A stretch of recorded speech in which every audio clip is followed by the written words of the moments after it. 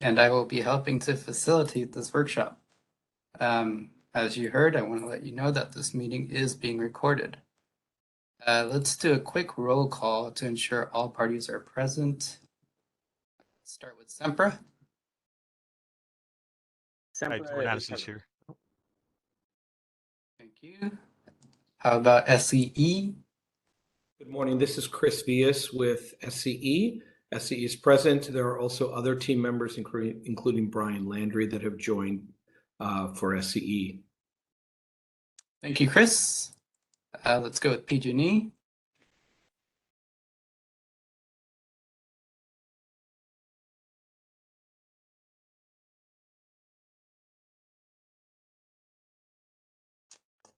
Okay, we'll come back to PG&E. Let's go to Turn. Would you like me to ping PG&E, see if I can just... Sure. A couple of team members. I'll do that right now. Thank you. Hi there, it's Katie Morsodi on behalf of Turn. Hi, Katie. How about Cal Advocates? It's Anna Yang, Cal Advocates.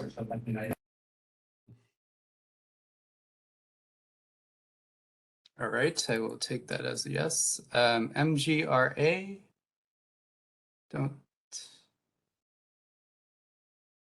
I don't think Joe is going to be attending this. Let's go with PCF.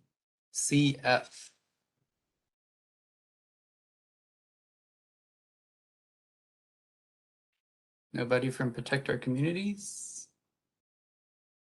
Okay, you can.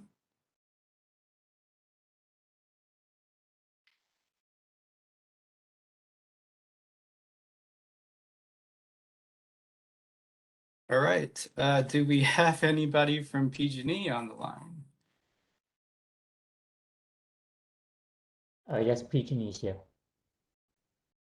Okay, great. Okay, I think in the meantime, I'll go over some basic logistics. So if you have any IT questions, please contact George Ocampo and Brevin Fong. I'm putting their contact info in the chat right now. And then in terms of attendee participation, attendees have the ability to mute and unmute themselves, and they can also share their screen if they have something to present. We ask that they stay unmuted when they're not speaking. And if they'd like to speak, please use the raise hand function and a moderator will call on you. Attendees are free to ask questions in the chat box, and Fred and I will be monitoring that throughout this workshop. So next, I'd like to go over the agenda. So the first portion is introductions, purpose, and expected outcomes. Then we'll move on to party comments regarding MAVF 3. We'll take a quick break, and then the rest of the workshop is split into 3 blocks where we'll be going through the various prompts that have been circulated. So the first block is before lunch, then we'll break for lunch, come back to the second block, take another break, and to the final block 3 and to the CPUC close. So next, let's go over the purpose and expected outcomes. The purpose of this technical working group session is to develop the details of implementation for the level 4 recommendation identified as MAVF3, which states with input from parties involved, the CPUC should adopt standard metrics for electric and gas reliability, possibly adjusted for regional characteristics. And all IOUs should then use those metrics when estimating MAVF scores. The expected outcome.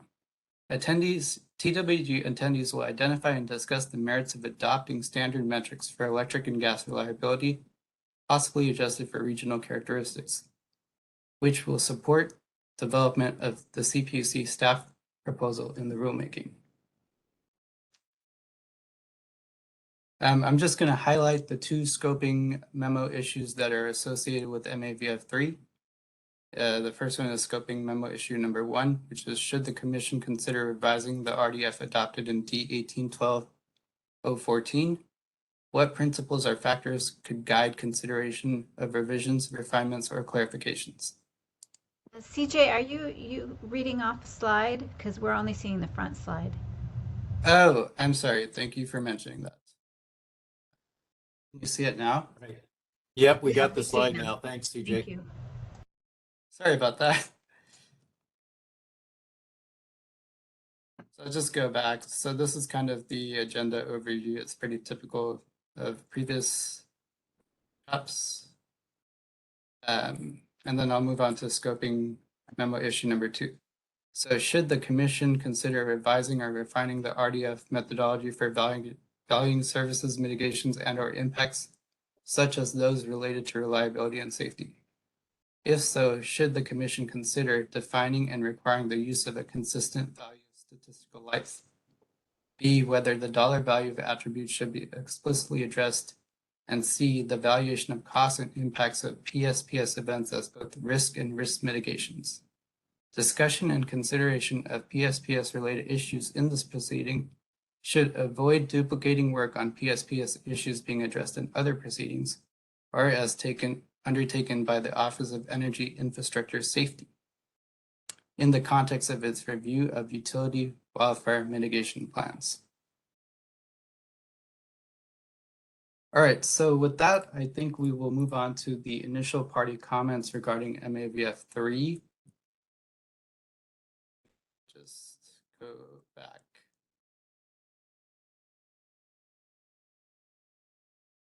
Go back to the slide.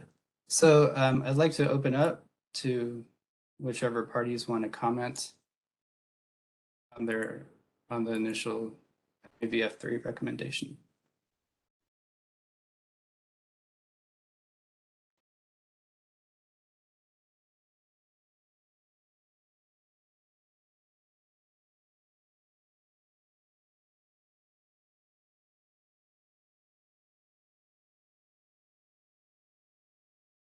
So Max, Henry in here.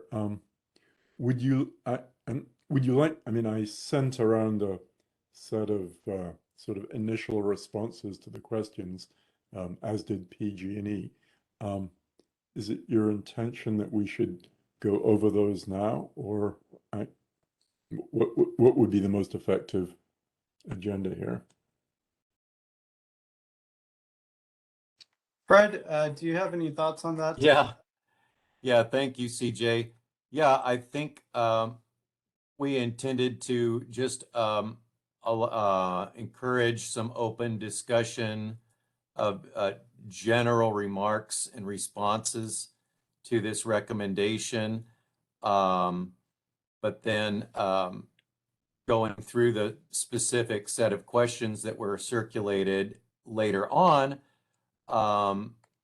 But if no one present wants to make some opening remarks or comments to begin with, and the group would prefer to just move into the next item of looking at those questions in particular and how people would respond to those questions, we can just move straight there, and it might make for a shorter meeting overall.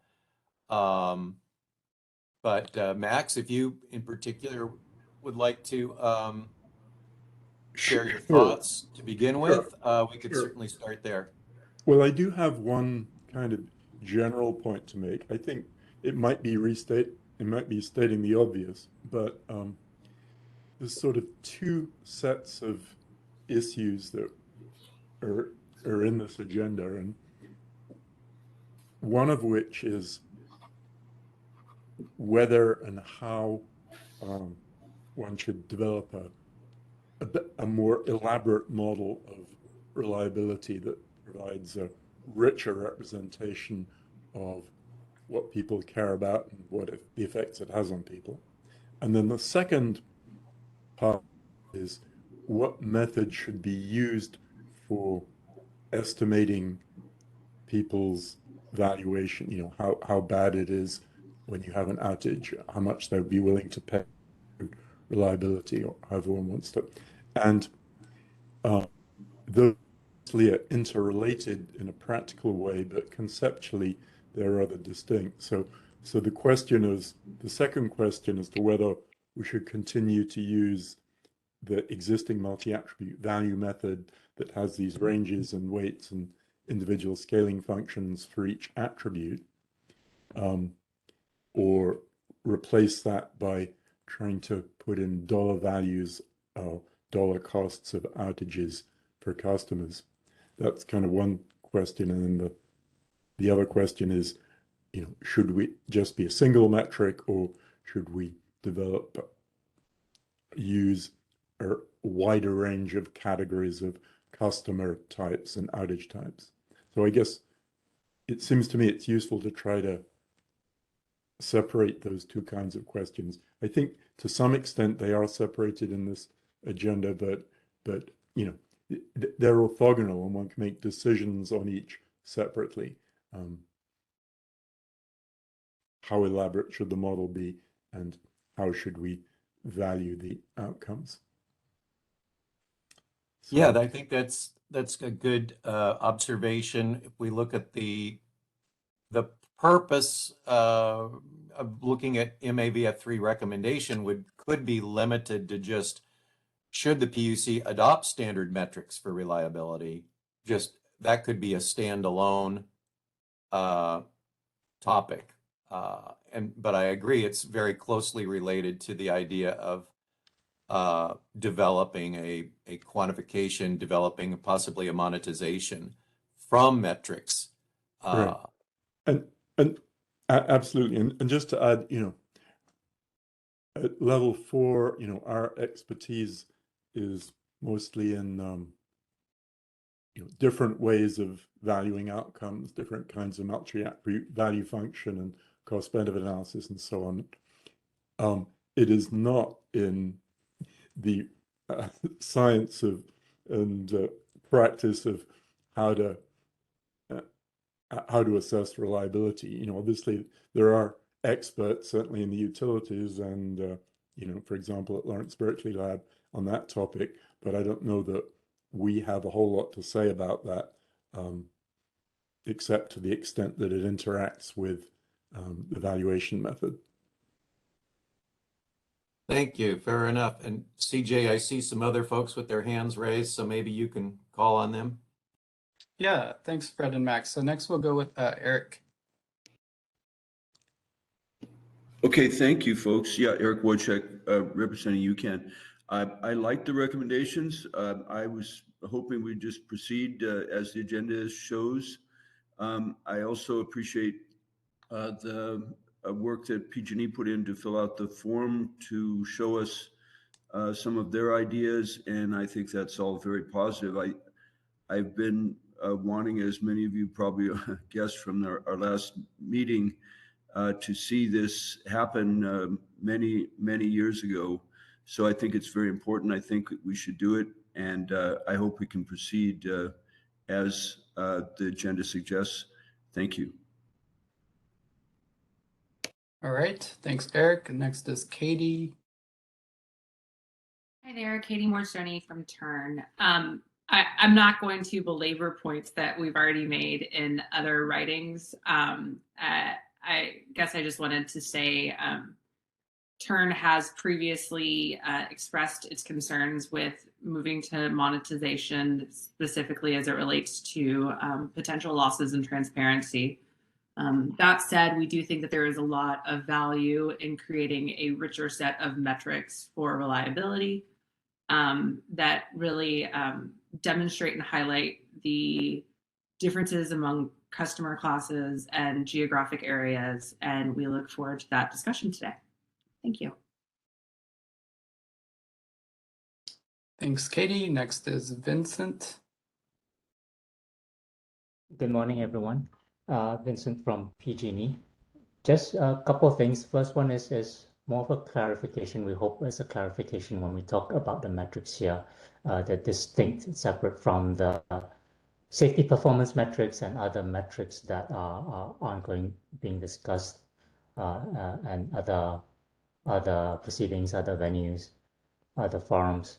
And the other thing, as far as reliability modeling is concerned, we put something forward in the RAP, and we're interested to hear reliability modeling is, I'm sure we can go into a lot of details into how it should be done.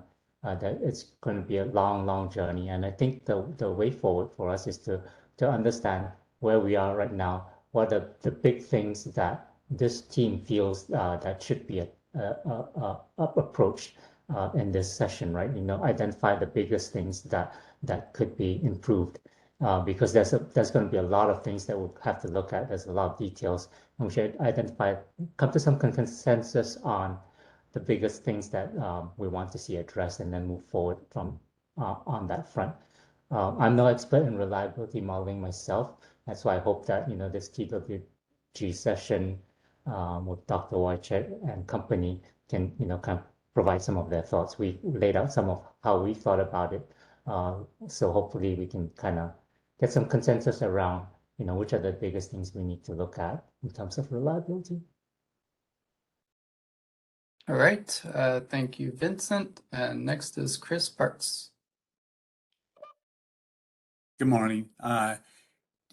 So in just looking over kind of like the categorization that I guess will be the next topic of metrics, and also then talking about, for example, standard measures in the different categories of those that are proposed. I guess what would be of interest is to have a guiding principle, perhaps, that any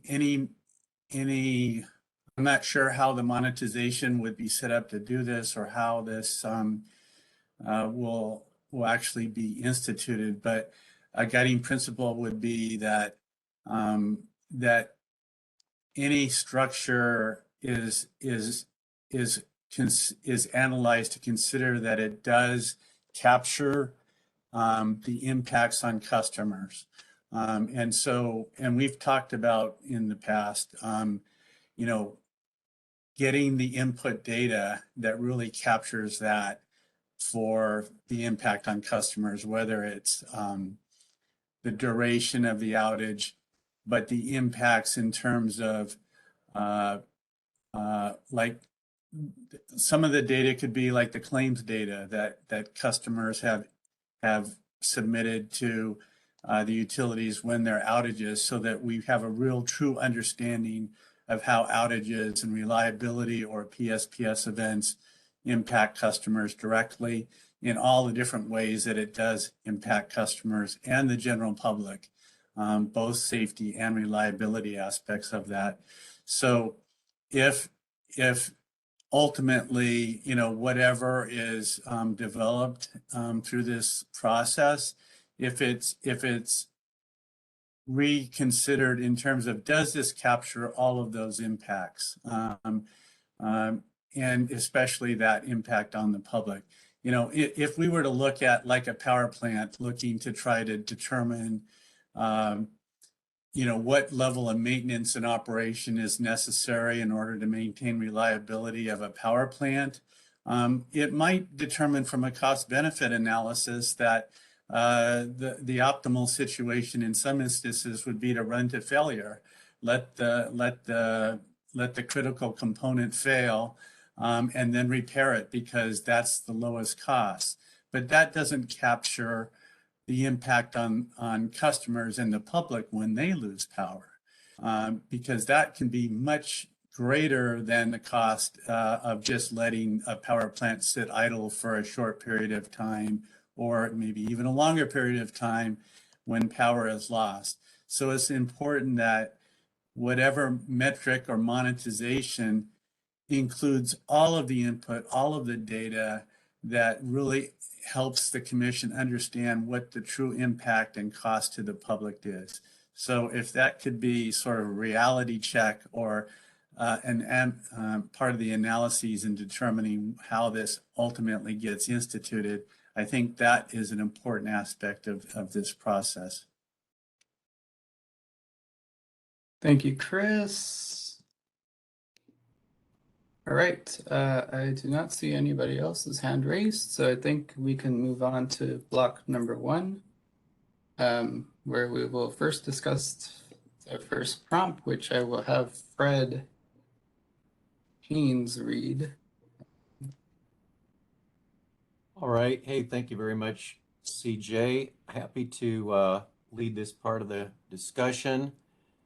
And on our first slide here, we're introducing an idea of separating proposals into kind of three categories: bronze, silver, and gold, which is trying to recognize that we're attempting to achieve some positive change in a fairly short amount of time this year, and that there may be a limited set of things that we can do in that amount of time, being sort of a bronze category of improvements. Likewise, silver would be a little longer term, and gold would represent the highest possible aspirations, of like ideal world that we believe we might like to achieve. Just trying to paraphrase these descriptions a little bit. So we thought we would introduce that concept as a way of framing recommendations and framing the discussion. Thank you. Next slide, CJ. So getting into specific discussion questions for each of the gold, silver, bronze categories, consider how dollar value of sub-attributes should be defined. Do we have any responses? That's not really a question. It's more like guidance at this point. So I think I'll move on to the question number 3. For each of those standard categories, what data sources are available now and which may need to be developed by commissioned studies and surveys? If studies are commissioned, how would they be administered and funded? Do we have some folks that would like to offer ideas on this question? It's kind of a multi-parter by itself.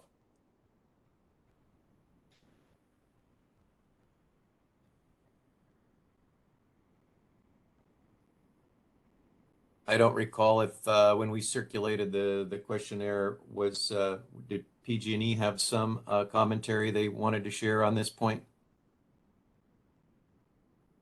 I think for us, when we looked at this, the gold, silver, bronze kind of classification, we talked about things that we could do at a bronze level, and that would basically be about updating the metric that we have right now, which is dollar per CMI, essentially. CMI is the metric, really. Updating that to be in line with more current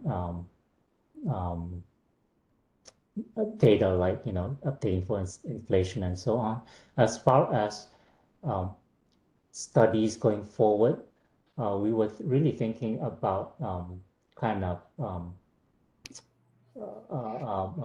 working with the Lawrence Berkeley Labs in terms of updating our reliability metrics. So I think that's what we mentioned, and I'm wondering whether there's been any thought at the PUC to bring them in at some point to at least discuss the feasibility and timing of their work. I do note that in the microgrid proceeding they had presented a slide. I didn't go to the proceeding myself, but I saw the slide and they mentioned that the ICE 2.0 update will be done by June 24th. That does present a little problem for PG&E because we have a rent filing due May 15th or somewhere thereabouts in 2024. But nevertheless, we're kind of interested to hear about their work, and if that's the route that we go, we're interested in talking about it and coming up with a transition plan to get from where we are right now to using the values coming out of ICE 2.0. Yeah, thank you, Vincent. Yeah, we're in our team at Safety Policy Division, we're certainly becoming a lot more aware of the work LBNL is doing, a lot more aware that they have their plan to produce an ICE 2.0 by 2024. And I would say that kind of fits into a silver category because the timing is off to be able to make use of something that hasn't been completed yet in the short term. But it might fall into a practical application in some kind of transition form if the next set of ramps are not going to be due until it's available. So that definitely bears thought. Yeah, and I think one of the things when we embark on these projects, right, is to, when reflecting on my own past when I've done IT, when I've did work on some projects that involve IT, you always talk about, determining what the functional scope is, to figure out whether what they're proposing does or does not, help us in our needs. So I feel like a discussion is needed with that team to understand exactly what they're proposing to develop and so for us to determine whether that is something that we can in fact use, and if not, whether there are scope changes that they might need to make to bring it in line with what we intend to use it for. So I think that from our standpoint, it would be worthwhile to engage in that discussion with them sooner rather than later, because if we do identify that's where we want to, we won't know, or we won't be able to identify that's where we want to go until we can engage with them. Having only seen that PowerPoint, it looks good based on the PowerPoint standpoint, but we really need to discuss a little bit more. Yeah, that's definitely a great input. I believe Fred, I we, see yes, that go ahead. Chris has his hand up. Chris Parks, Chris. okay?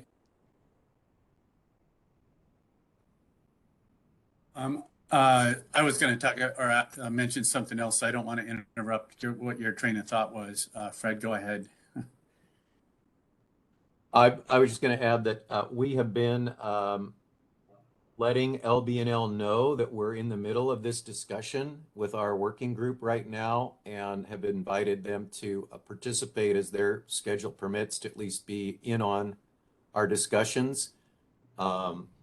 That was that was the only thought I was going to finish up there. Thank you, Chris. Yeah, and just to add, I talked to Joe Ito at LBNL yesterday. I believe he's going to be on this meeting from 11 till 12, in case there's anything you want to discuss with him. Yeah, great.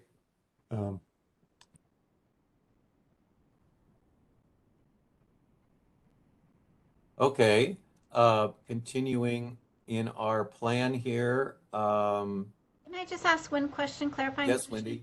Wendy. So Vince, when you were talking, before you talked about LBNL, you were saying that the bronze level could be updating the CMI to be in line with more current data, and then I didn't hear the things that you were mentioning. Could you repeat that?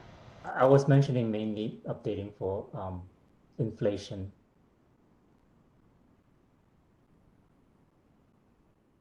Okay, thank you. Yeah. I wonder if I could add to that. So according to my calculations, well, PG&E and Edison both use CMI as the primary metric for electric reliability.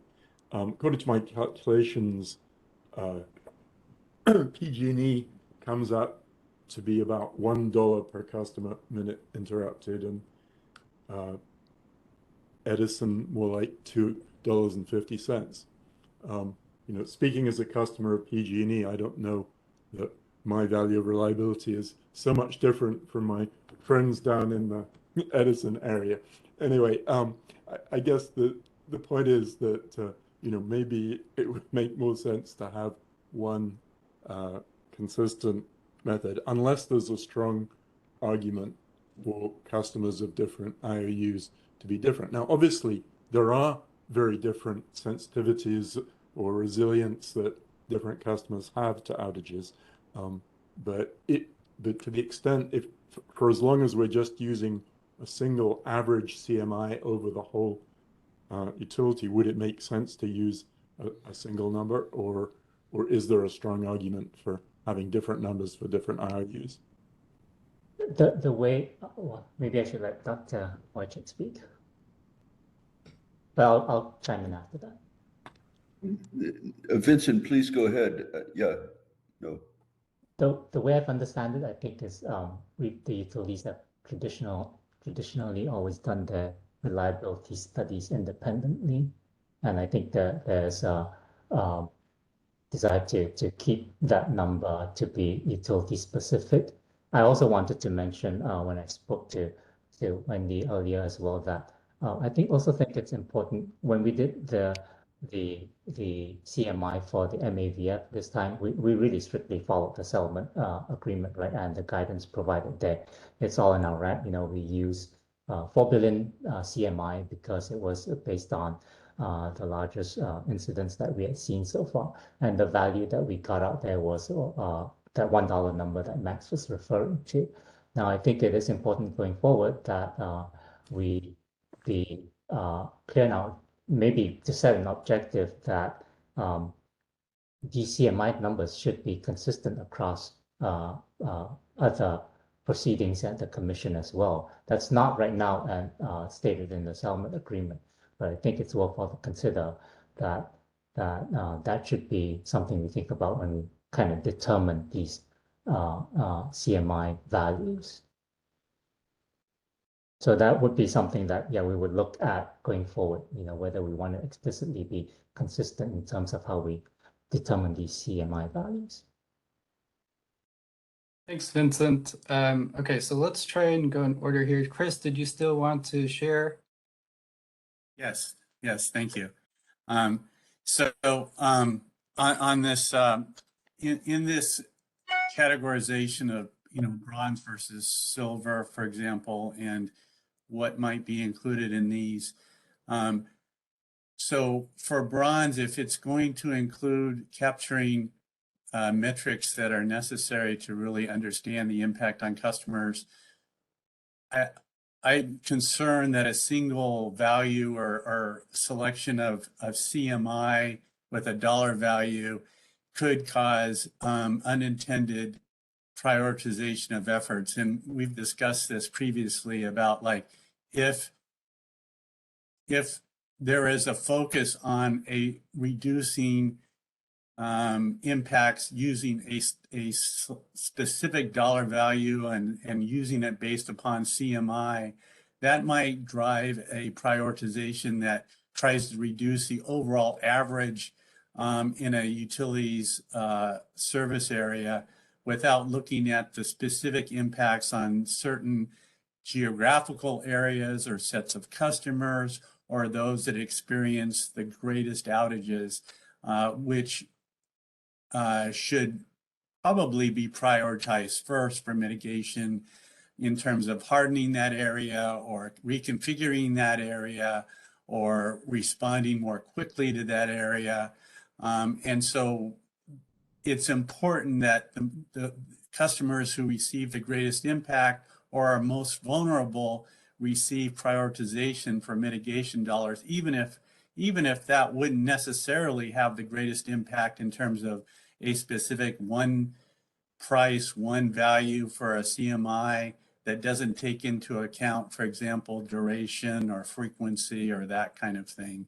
So for the bronze level, it seems like what would be important to have would be to not just focus on CMI, but to also capture reporting and metrics of the tail ends of those events. So the 90th percentile of customers who have the greatest frequency, the 90th percentile of customers who have the longest duration. And then that needs, and we've talked about this before, having that reported in geographical terms so that everyone understands where that is being targeted, the communities that may not affect the overall average or a specific CMI price, but that maybe have the greatest impacts in terms of safety and reliability. So for a bronze level, it would make sense that the commission could adopt these metrics that would then provide insight into how it's impacting customers. And then the silver could be where there's greater input on the data and the impacts. And so, and primarily, starting to get the information from the claims data. In the summary of the last meeting, we talked about it at the meeting, but the last technical working group meeting, we discussed bringing in claims data so that we understand the real impacts on different sets of customers. It wasn't written up in the summary that I saw that I could find, but I think that Silver is where I think we should be identifying all the input data that would be used in developing and prioritizing mitigations. And that would include,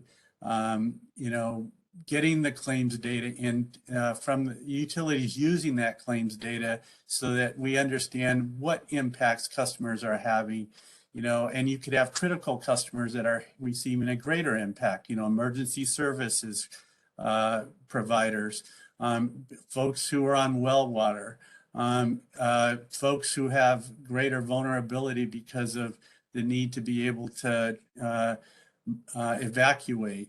Having that some of that might come from the claims data, or it might be additional data that could be collected and could be developed in the Silver. I'm not as familiar with LBL2, but I do recall Dr. Michael Wara, who did a sort of a first pass analysis using LBL's first ICE tools. And I recall him saying something along the lines that it didn't capture all of the impacts on customers, pointing out that it wasn't really designed as that. So I think that that could be something that would be used in kind of understanding what additional studies and information needs to be included, whether or not it's already in the plan for LBL2 or whether it needs to be added on to LBL2. But I think that would fit into the Silver category. So just kind of recap, I think that Bronze would be a place to have additional data reported and define that. And then Silver would be a place for fitting in how is that data, once you have that data, how is that used to kind of prioritize the mitigations to affect customers with the greatest impact, who have experienced the greatest impacts. And just one point, CMI, the impact, if you just use CMI, the customers, that doesn't really capture customers who have the longest durations. So it's important to distinguish that and have that information available. Losing power for, an hour may be very different from customers who lose power for days. And that's not captured by a single number that tries to capture both. Thank you, Chris. Next, we'll go with Jordan. Yeah, so for Sempra, I think Chris said a lot of exactly what we're feeling. We don't advocate for the use of an average value. As Chris described, it doesn't describe non-linear risk consequences based on the type of population you're looking at. So it doesn't allow us to really kind of bake in our tolerance, P90, 95, and 99 based on customer class segment, the difference between minutes of outage at a hospital, the risk consequences look very different over time than for, a residential customer. So that's where we stand on the Bronze for this question, is needing to really look at that and segment and account for a lot of nuance across our population and customers. Where we deviate a little bit is on Silver, and this is where we really advocate that we do some piloting and some looking at, and this is in the context of MAVF2 to assess impacts to how our risk consequences are scored, giving changes to inputs. One example, is monetization. So yeah, just kind of to restate Chris's main point, we think there's a lot of nuance here, and we don't advocate for the use of average values. Thanks, Jordan. Next is Katie. Yeah, I'm not going to pile on, but I'm going to express agreement. I think that there is a lot of value in the granularity and recognizing differences between customers, and the ease of simplicity or the simplicity shouldn't outweigh the fact that it is very different for, you know, a medical baseline customer versus, you know, I guess someone that wouldn't need to evacuate or doesn't have those medical needs. We need to make sure that we're capturing those nuances. And so I think an important part of the bronze stage would be identifying the customer groups, the vulnerable populations, et cetera. All right, thank you. Next is Fred. Oh, so sorry. I should take my hand down, I think, at this point. Sorry. No worries. Brian? Hey guys, so we just like an opportunity to share PG&E's position on these topics. So if we go back to slide 1 on question 1. Sure.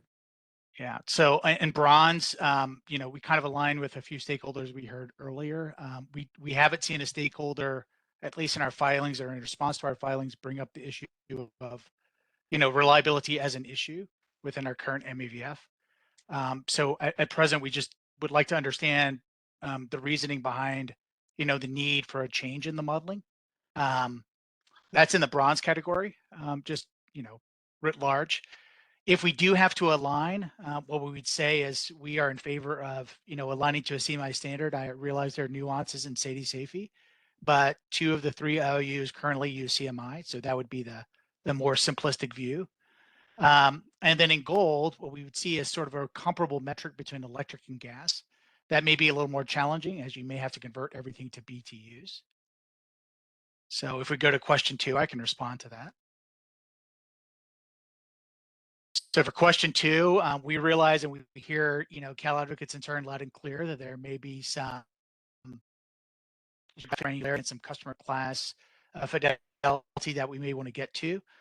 To the extent possible, all the IOUs currently report geographic and customer class segmentation in our annual electric reliability reports. So for the sake of simplicity and to develop a really common framework that's, I think, covers all the bases from, you know, gold, from bronze through gold, just a line around that electrical reliability report, I think it captures a lot of the nuance that I think I've heard earlier today, or at least so far today. And then for 3, what I would say is that the utilities currently have a internal value of service studies. I'm not sure if everyone's familiar with those. We've received feedback from various parties about their the things they like about their studies and the things they may have concerns with, but those are readily available. So as Vincent pointed out, we can simply adjust those for inflation. Barring that availability, you know, the commission could issue another RFO for an immediate study if we needed something right away. That could, you know, align across all 3 utilities. It may not have the geographic fidelity associated that I think people are looking for. And then finally, I think the last of our choices is to use the ICE calculator, and our reasoning behind that is because the ICE calculator currently doesn't have the geographic variability that I think is encapsulated in some of these outage reports that can go to circuit level or, you know, region level, and also across different customer classes.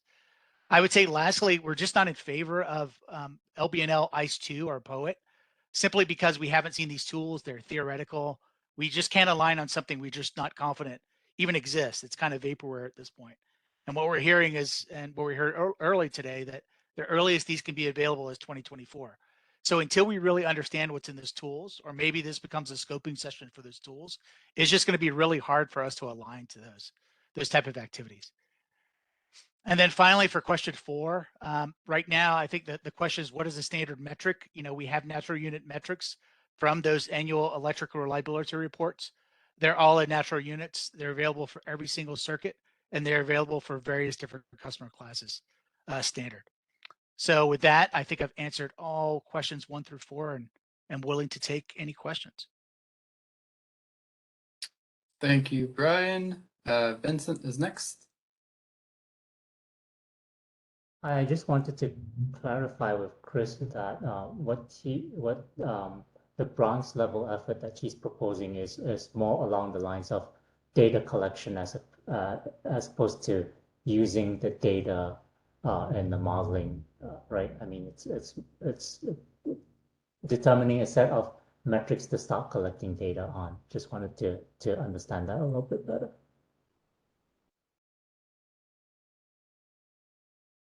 Okay, Jordan again.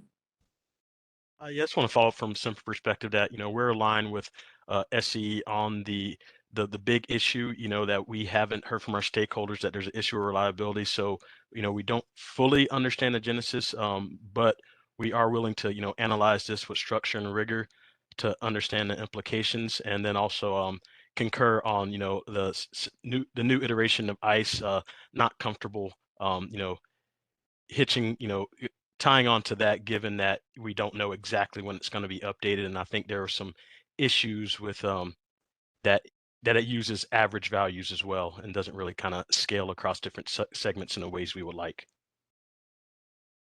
Thanks, Jordan. Next is Eric.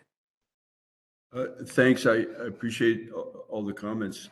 I appreciate Southern California Edison's explanation too, and their interest in granularity, and that they are doing and have been doing studies, utilities have been doing studies, which really didn't come up in the last meeting until the end of the meeting. So that there could be additional work that could be achieved to follow on from those studies, respectively, for the utilities. A second point is that if we do the LBL ICE or any LBL approach right now, following on what they're already going to do, it seems that's only for electric. What do we do about gas? And then we don't have the other half of the equation addressed that I think we want in this discussion and under this umbrella. So thank you. All right, thanks, Eric. William is next. So I just wanted to clarify briefly for number 4, the test cases, what we were kind of intending by that. So when we're developing these models, or when you guys are developing these models, it's useful to look at boundary conditions and also to look at special scenarios. And if we can define what those are and then run those through whatever approach we end up coming up with, whether it's the standard CMI or whether it's whatever it is, and just see if the answers that come out are making sense, at least relative to each other. That's what was intended. So for example, we could say a boundary condition might be, what if we lost power to every single customer in all of California? That's like an absolute worst case boundary condition. What does the models tell us is the cost of that outage? What if we lost power to 10 customers but for 3 months? How would the model behave in that scenario? That's another boundary condition with a small number of customers but a very long outage. We can have special scenarios. What if we lost power to a hospital? What if we lost power to, a power to the factory facility? And so you can basically define these test case scenarios that capture the kind of behavior that you're hoping to get from the model, run them through the numbers and see what the dollar values are that come out, and then make sure that the dollar values that come out are going to be supporting the kind of decision-making process that you want to make going forward. So that's what we had in mind with number 4. Thanks for clarifying. Next, we have Katie. Yeah, I mean, I just wanted to, as I've listened to everyone speak, wanted to say that I think, some of this conversation has reflected our concerns with moving towards monetization too soon. I think you're hearing a lot of stakeholders say that they want to make sure that the needs and unique circumstances of different types of customers are reflected in the reliability impacts. And so for us, I think that we really want to make sure that we are capturing all of those things, I hear the utilities that they're potentially all already being gathered and are reflected in the reliability reports. I will look through those. And I think that we think that there, from a transparency standpoint, we should be keeping it all in the natural units until, at least until we're kind of at a gold standard where people are feeling like the reliability metrics are reflecting all customers appropriately. So. Thank you. Max? Yeah, thanks. If I can respond to Katie a little bit. So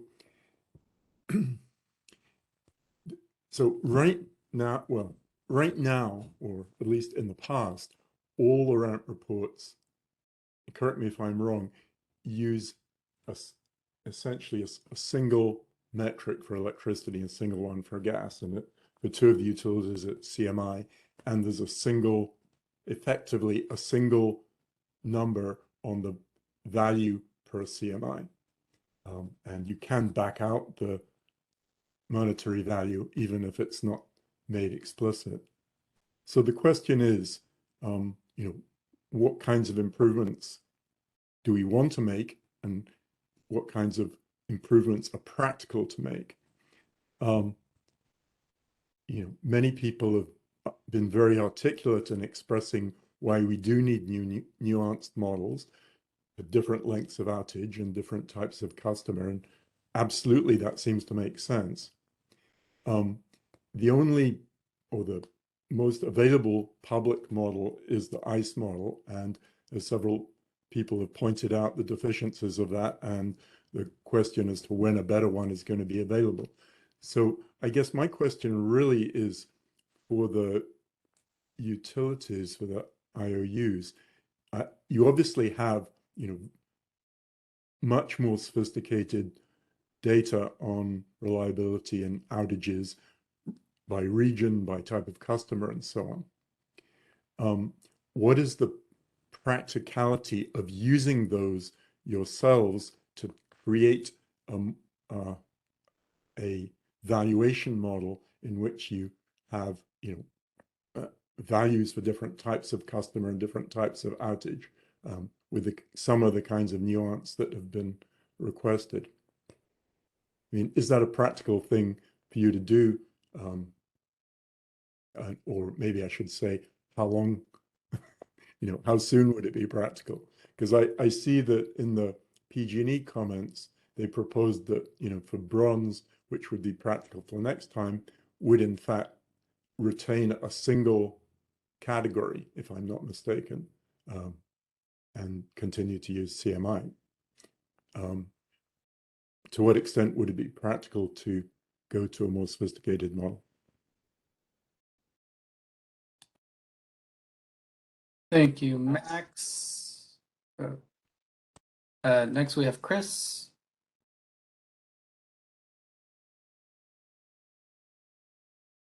I don't know if the utilities wanted to respond first. Maybe I could follow up if the utilities wanted to respond first to what Max was just suggesting, so I don't kind of take it and interrupt that train of thought there. Sure. Sure, Chris. I don't know if you guys want me to go first or one of the other utilities. Sure, you can go, Brian. Yeah, so I think, we have an electrical reliability report. We have our internal value of service studies. So I'm just confused by the question, how hard it would be to update those. Is that the question? So, yes, but I mean, as I understand it, correct me if I'm wrong, in the most recent ramp report, reliability as it is used as a component of the risk decision framework comes down to a single natural unit, which is for electricity, at least in CMI, and a single value assigned to that using the multi-attribute framework. So I'm asking, given the much more sophisticated reliability models that you have available, would it be possible to create a model that has, 4, 12, 24 different segments of customer type and outage type, and customer type separating out not just types of customer in terms of, residential and industrial and so on, but also degrees to which they are sensitive to output, to interruptions. Would you be able to use that as a practical tool as an input to the RDF? Yeah, I would say, again, I think I said this in the last workshop, we can model anything, right? But I think the question is to what end, right? So Yes. I don't know if that's going to give us a more defendable model. I don't know if it's going to give us a more practical model. I can't answer that. Well, I mean, right now you're just using a single category, all CMI, right? Single category of customer. So, given I see a lot of people who've been arguing for something more sophisticated. What's your concern about defensibility about using a more elaborate model? Yeah, so I think if we were to make a more complex model, I think just for the sake of complexity, we would have to make a lot of decisions about the state of our system in the future, which, is harder to predict than the current state of our system.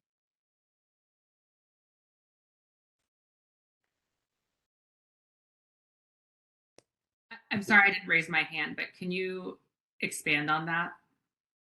Sure. So, if we have to justify, picking out, here's a scenario of a 1 hour outage, a 2 hour outage, this number of residential customers, this number of medical baseline customers, this number of AFN customers in a particular geography, and then, model it. I don't know if it's gonna properly reflect, in a RAMP filing, what's going to be the case in that geography 5 or 10 years from that point in time.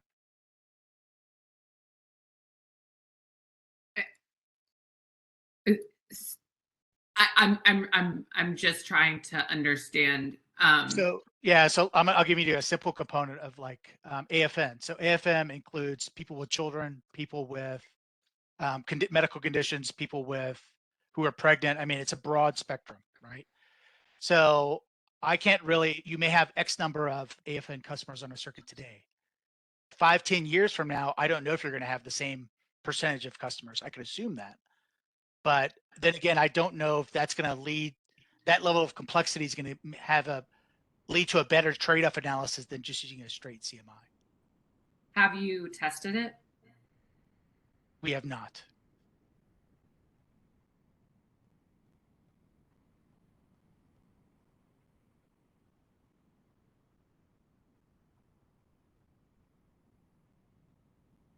All right, so I see a number of hands up. However, I do want to stick to the schedule, so I think we should take a break. I'll take note of all the hands, and we will come back to them after our break. Let's reconvene at 11:15. Thank you, CJ. Yes.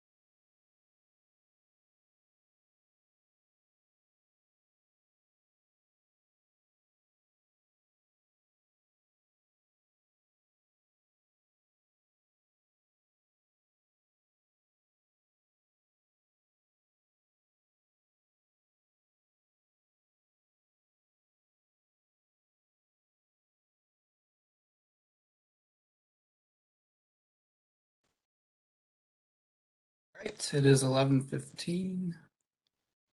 Welcome back.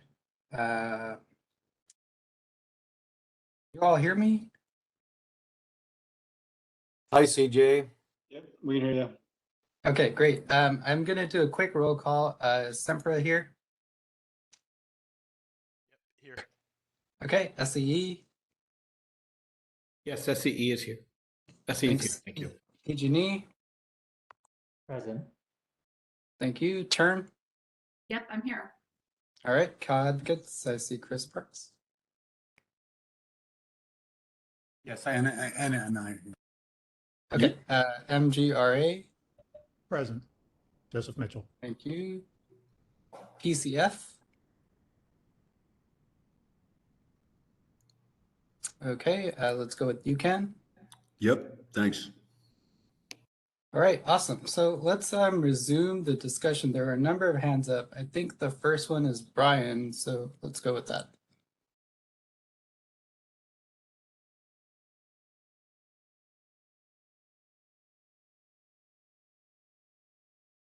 If that is for Brian Landry, I think he had to step away for just 1 second. So why don't we defer that for a little bit? Thank you. Sounds good. Next is Vincent. Yeah, I just wanted to take the opportunity to respond a little bit to Max's question. I think the in terms of modeling and getting more granular in our modeling of reliability, for us it's quite closely tied with the tranche granularity as well, right? So that's why we're kind of still thinking about what needs to be done, kind of wondering how to go about doing this. So, right now our tranches based on the assets.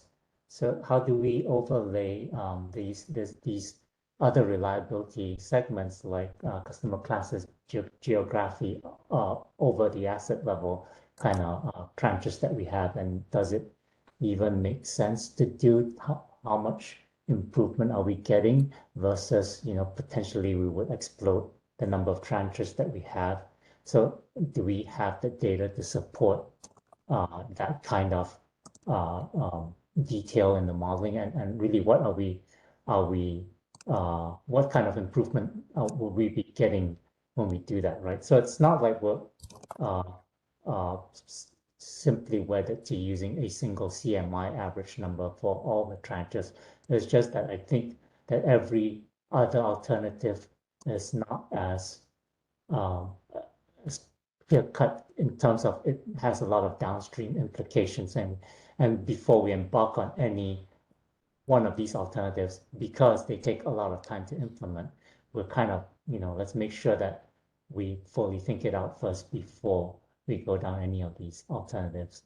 And I think that kind of two approaches in general. Obviously, there are two approaches to doing modeling. We can do a bottom-up approach, or we can, in this particular case with reliability, we can, like I mentioned earlier, we can start with the modeling at a very granular level. But I just feel that we don't have the luxury in this setting to go down that road. So I think it's important to identify the other approaches, basically, given that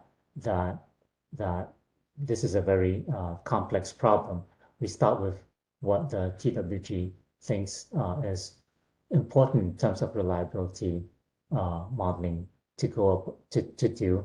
And then number two, I think it's just an initial starting point for exploration, right? We still don't know whether they are, the aspects of reliability that we bring out are in fact going to make a difference in our modeling. So it's more exploratory, and we fully explore that and see where that brings us. And if it in fact determine that they do, something worthwhile considering beyond just CMI, then we think about how to integrate that and implement that, transition over to that in our filings.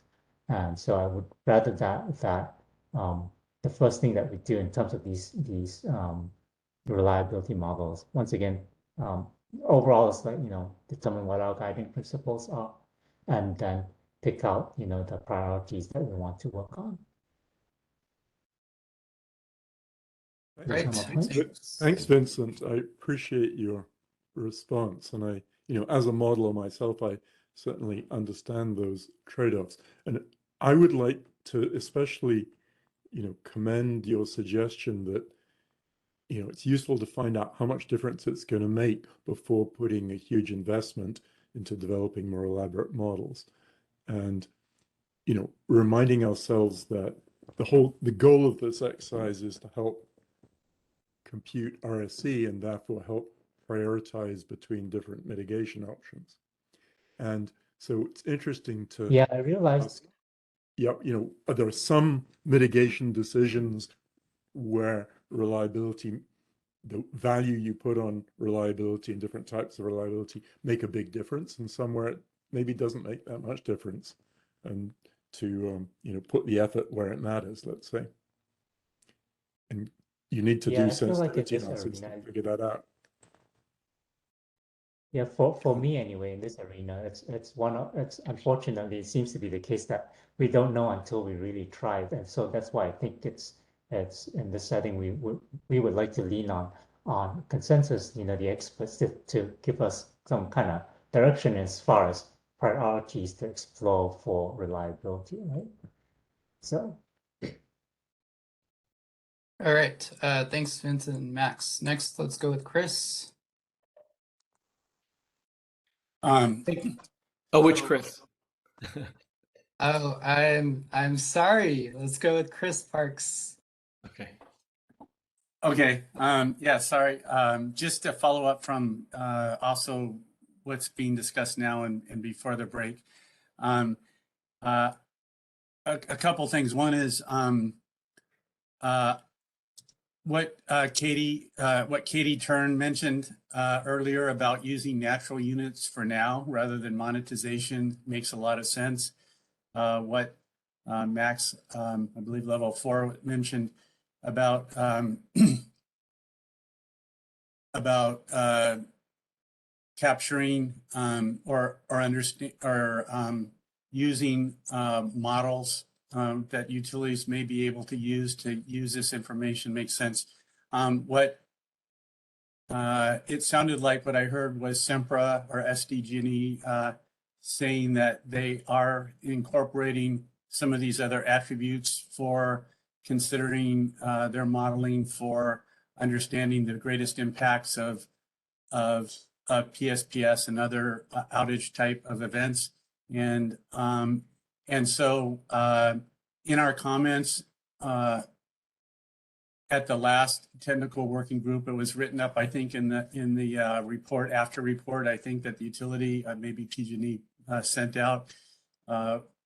We had suggested that the model or what utilities do now doesn't have to be determined or prescriptive at this moment. So it sounds like different utilities are using different ways of taking this information and applying it to their risk model. So it doesn't necessarily need to be prescriptive at this point in time. That could be down the road.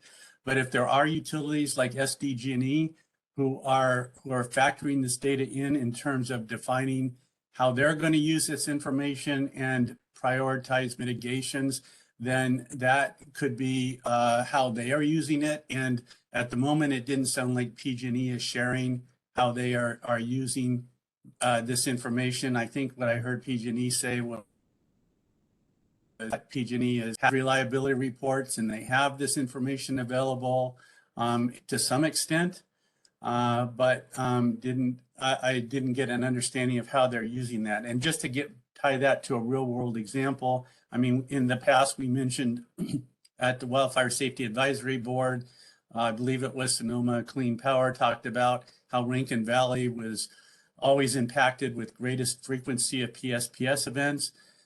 We use that or reference that point as an important example of how location and geographical information is important in prioritizing, and also the greatest frequency of duration events is important in terms of modeling and prioritizing mitigation methods for investments that then come into the GRCs. Later, I believe I heard on the news that PG&E then undergrounded a section of line there or hardened that. And I think that the purpose of that was to reduce the frequency of PSPS events there. So that just is kind of like an example. If PG&E is using that information, I don't know. I mean, it was reported at a public wildfire safety advisory board meeting, and then I saw the news, but I haven't seen how that's being used in PG&E's model, or if they're even using that, if it wasn't just maybe reaction to the press or something in terms of coming up with these mitigation programs. But that's just kind of like, in my mind, that's an example of how when a model is used and is taking the right data in, then it can then target the areas that have the greatest impacts. So in summary, I guess, at this point in time, it would be, I think, very useful if there were a consensus or a list of inputs that utilities would then use as guidelines as part of this whole process for taking in input data, and then use that in their modeling that they then use to determine their highest risk, target the locations, and then put that forward in driving the rate case programs. So, and if that list could include the 90th percentile of duration, the location, the number of customers, the claims information. I mean, there could be a list of minimum items that could be included that could be part of the bronze process. And then later, that information and the utilities could explain how they're using that information in their modeling process to target without a prescriptive way of doing it. Then we could all learn from each other what different utilities are doing.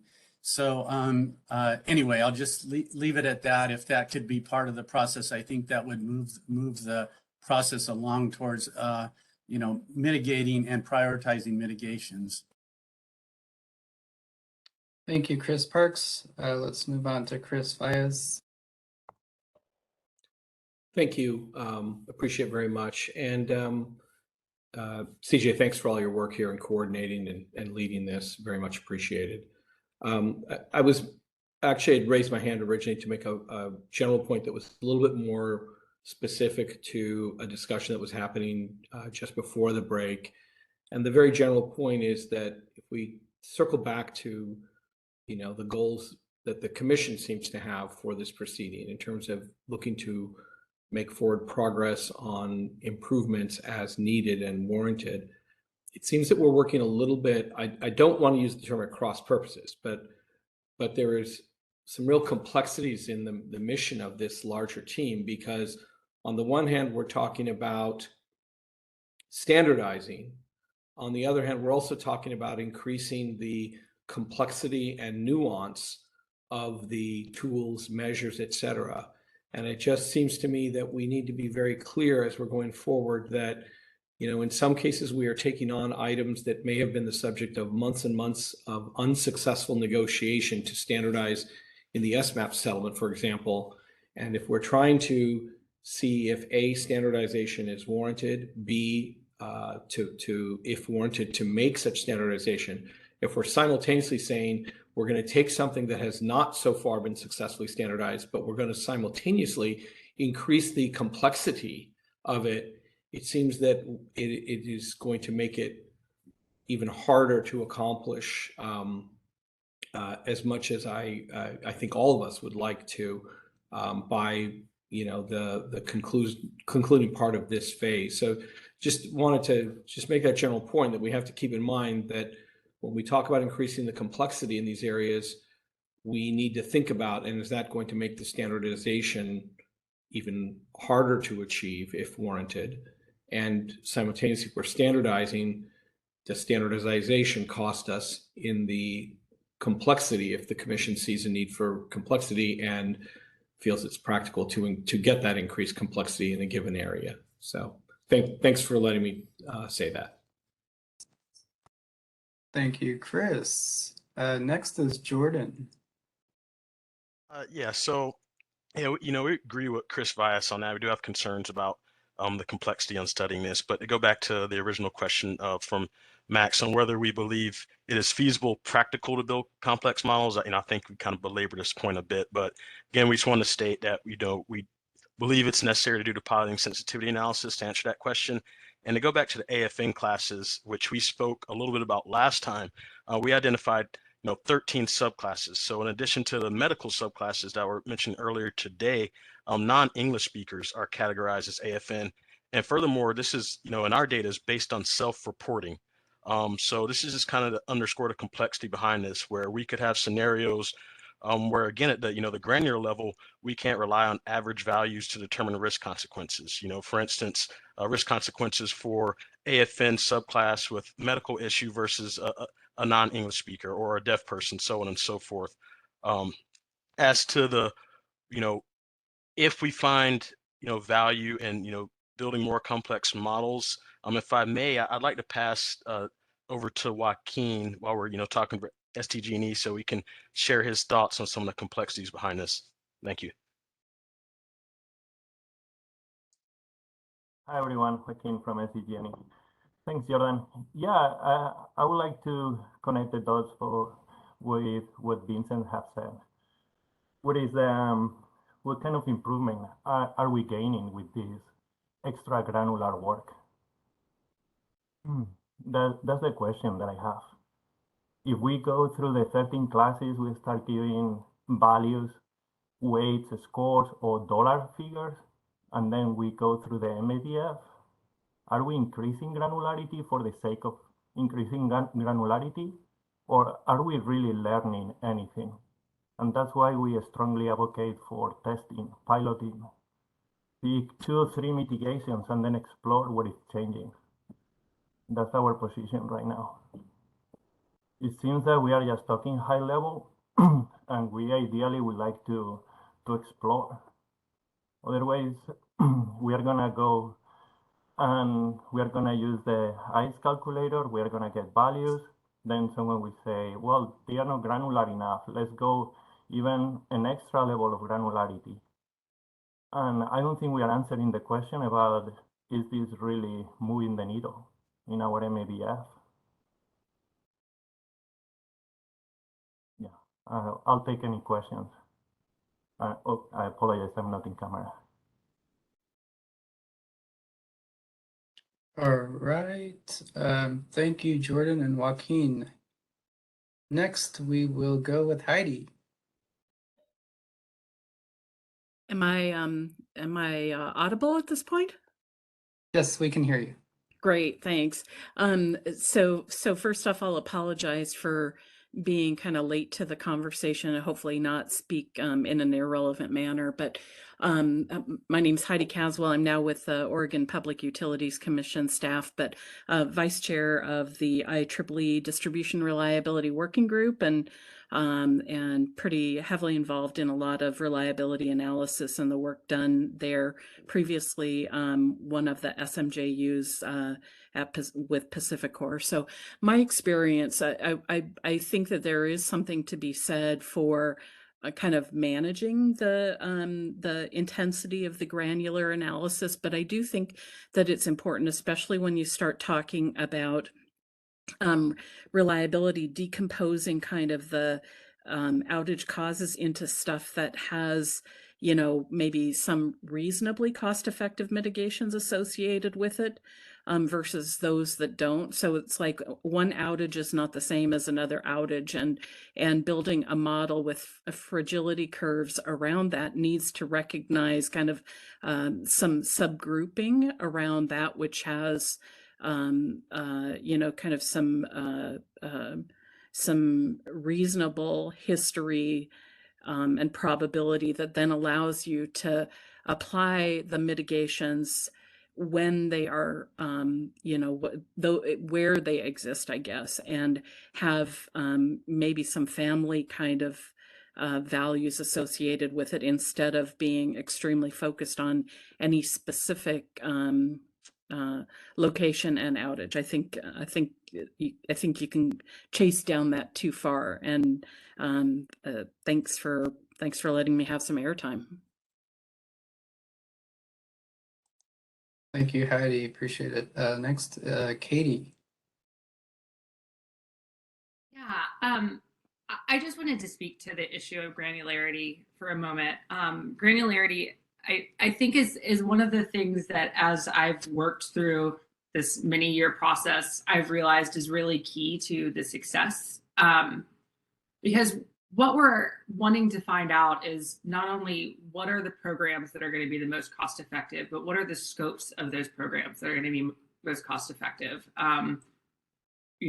What work can we do and how much work should we do of it? And granularity is the part that helps us figure out how much of it should we do. And that is proven to be really important in other places, and reflected in other places, in the WMPs, which I apologize, that's where I have more experience when it comes to granularity.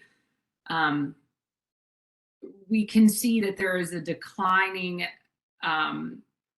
efficacy as you go further down the prioritized list of risk. And so figuring out where we're going to stop doing work is a really important question when we're talking about how much money we're asking ratepayers to spend. And I really think that it is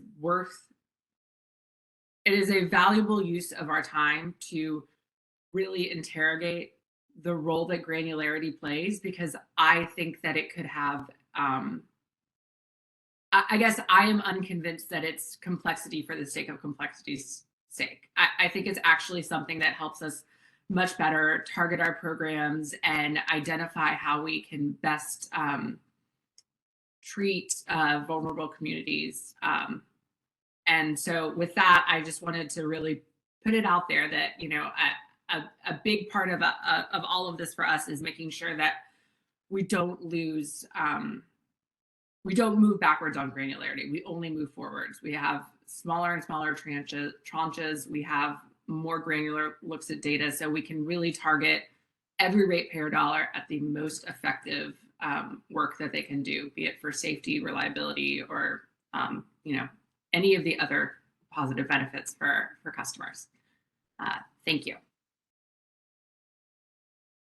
Thanks, Katie. Max is next. Thanks. So I just wanted to comment briefly on, so both Katie Morsoni and Chris Parks contrasted the use of natural units versus monetization, suggesting, I think, holding off on monetization until we have better reliability models. And I think this is based on their concern that converting reliability to equivalent dollar cost might make the analysis less transparent. And just to say, I quite agree at the importance of reporting results using natural units, such as CMI, outage lengths, and so on for the areas affected. And the level 4 recommendations explicitly call for reporting in natural units on proposed mitigations. And I think a lot of the RAMP reports already do that, or maybe not quite consistently. But the importance of representing or reporting the natural units is true whether we continue to use the existing MAVF scheme or move to a dollar trade-off values to assess reliability metrics. The bottom line is that it's not whether we report natural units or some measure of the cost of outages. The RAMP reports should include both, and as to mostly they do now. And that's true, whether we continue to use the existing scheme with scaled measures of outage risk, or revise it to use more of a cost-benefit scheme that converts the cost of outages explicitly to dollar costs to customers. So I don't think it's either or. It, in either case, should be both. Hope that that's a little bit clearer. Thank you, Max. Vincent? Thank you. First, I wanted to say Max basically addressed the first part of my comments, Max, you're right. We do report natural units for reliability measure as well as every other measure that we use. The other thing I wanted to point out was that Chris spoke about reporting the 90th percentile for these new measures. I don't see that would being inconsistent with what we would do now and what we would do in the future, because we approach this in a probabilistic manner. We don't just take averages. We calculate, we create a distribution around all our natural units, be it reliability, safety, financial. So even right now, you have the 90th percentile. You can go take a look at our data. You can look at the 90th percentile. You can look at the distributions that are created out of that data. So I just want to mention that if you're talking about new measures of reliability and if you want to include those, yes, I don't see why maybe there might be some technical issues in the future, but I don't see why we wouldn't be able to have the distribution around these metrics. So those are the things I wanted to point out. Max already addressed the first part of my comments. Thank you, Max. Thank you, Vincent. Brian, are you back? I am back. Thanks, guys. So I just like to ask a question back to the group. I mean, I think in our most recent ramp showing, you can see that we've appropriately tranched to the lowest level of granularity we think is appropriate. And in fact, for wildfire and PSPS, we've gone down to the circuit segment level. So we're happy to say that increasing granularity is something that we're focused on. But I want to get back to the level of complexity, the issue of that issue again. One thing that is kind of concerning, again, when we think about complexity and the different customer classes is, the relationship of reliability and the value of that reliability across different customer classes. So for instance, I just want to ask it back to the group. Are you guys envisioning having, for instance, a commercial CMI be worth more in terms of monetized value than a residential CMI? And then if so, how would you deal with the equity issue across those different customer classes in that circumstance? And then finally, who would decide, what's the trade-off between those customer classes and within those customer classes? For instance, a critical care customer versus a regular residential customer, and so on and so forth. So just want to ask that back to the group and hear some thoughts.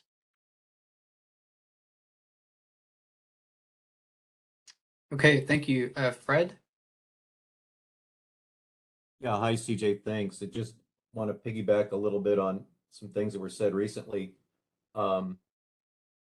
So far, we haven't had an absolute requirement in ramp reports to present natural units right in the ramp report, although that's always been available in the work papers. I would certainly be in favor of consistently reporting natural units side by side with whatever format we also would agree to adopt. I find myself as an analyst in the ramp reports having to deconstruct the MAVF score so I can put in plain language what that meant in terms of what's the safety benefit of a proposed mitigation, for example. And I have to go backwards through MAVF and figure out, and I have to go to the work papers and figure out, oh, okay, we're talking about, 3 equivalent fatalities per year is the current, state of the system, and this mitigation is going to reduce that by 50%. So trying to put it in plain English terms, what this mitigation is actually, expected to do. So just my comment there, it would be useful to have the natural units presented very clearly in each of the risk categories. And I wanted to step back and just kind of make a general comment. There were some questions about, why do we need to be doing this? I'll just share that from the Safety Policy Division staff that's been working on this program for many years, we're all coming from kind of a safety cultural background. We all have been focused really more on the safety aspects of the ramp And perhaps we should have also been focusing on reliability more up to this point, but quite frankly, we just haven't. We've kind of just assumed that MAVF was taking care of coming up with reasonable reliability scoring. But, you know, getting involved in this particular process of the last several months, it's becoming clear that, you know, for example, we've been able to say, well, you can back calculate an implied value of mortality reduction from people's MAVF work. And that, you know, Turin in particular has proposed that that if we have a agreed upon value of mortality reduction, that could be used as a reasonable check on how a safety score is arrived at. It just seems logical to me that we should also have the tool of being able to answer the question, well, how reasonable is the utility's valuation of reliability? Is that really a valid, you know, after they've gone through their scoring, their quantification, do we have a reasonable, even ballpark figure on reliability? And I think I've done the calculation. Max talked about it earlier. We have, for example, Edison's most current ramp ends up with a value on customer minutes interrupted of $2.50 per minute. And PG&E's ended up with a value of $1 per minute. And I had pointed out in our last TWG that we really just don't have a way of checking the reasonableness of those at this point. So getting towards that, I think, is an important goal, an important reason why we're talking about this topic. Thanks. Thank you, Fred. Let's go with Vincent.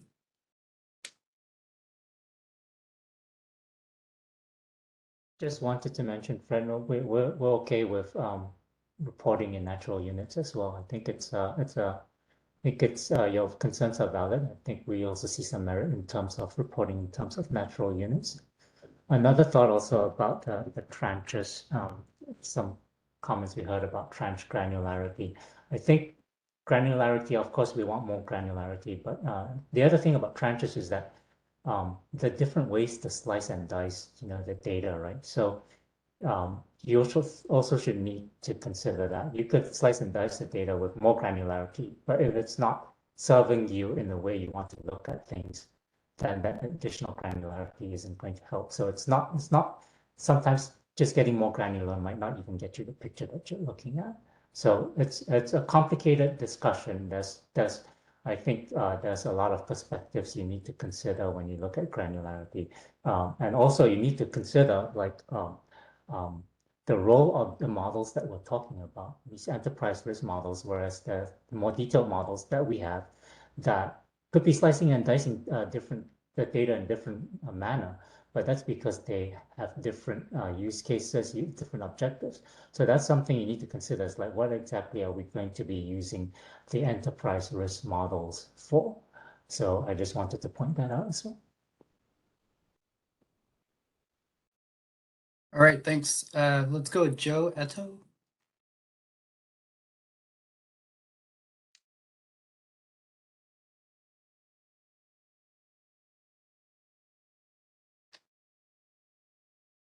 Can you all hear me? Yes, we can hear you. Hi, my name is Joe Eto. I'm a scientist at the Lawrence Berkeley National Laboratory. I'm the developer of the ICE calculator. Colleagues have told me that you guys are discussing the ICE calculator, and it might be helpful to provide some background and be able to answer questions about the ICE calculator. So that's what I propose to do for the next couple of minutes. The ICE calculator is a tool that is being used by utilities around the country, both internally and in discussions with the regulators, to look at the benefits associated with improving reliability. The ICE calculator is designed to estimate the costs that customers incur when their power is interrupted, and hence, by improving reliability, avoiding those interruption costs. And that's a principal benefit from a customer perspective. The calculator was developed by pooling together the 34 value of loss load surveys that have been conducted over about a 30-year period by 10 different utilities, including 2 California utilities, which contributed a number of the surveys to the ICE calculator. The surveys ask customers questions about the cost that they would experience for power interruptions of varying lengths. Approximately 100,000 customer survey responses were pooled to develop the original ICE calculator that's currently available online. The calculator was built by first dividing the customer surveys by customer type into different customer classes and estimating customer damage functions for each of them. Those are econometric equations that relate the cost that customers experience to be a function of principally duration, but also time of day and time of year. So to the extent I've gathered information about the discussions that you all are having, the first comment that I would have is that within the ICE calculator, there is a sharp distinction made between customers of different classes. So the cost of a customer minute that's interrupted for a residential customer has a very different economic cost than the cost of a customer minute interruption that is experienced by a large industrial customer. The second comment that I would make based on what I've heard you all talking about is that the cost of power interruptions is a function of the duration of a given interruption. That's how it's expressed within the ICE calculator, and that's what we've been able to demonstrate econometrically from our analysis of the survey data, which means that all customer minutes of interruption are not the same in value. It depends on how many minutes in sequence an interruption lasts, meaning that an interruption that lasts 1 hour has one economic cost to customers, and that is lower, more than a factor of 2 than an interruption that lasts 2 hours or 7 hours. You know, it scales by the length of the interruption, not just by the minutes of interruption. So the duration is very important to take into account. I will say that we're, you know, many of you are aware of this, we're engaged in a process of trying to update the ICE calculator. We've recruited utilities from around the country. We're hoping that the California utilities will participate ultimately. And the idea is to administer a consistent set of modernized survey questions to fully update the ICE calculator so it will reflect the current cost that customers experience when the power is interrupted.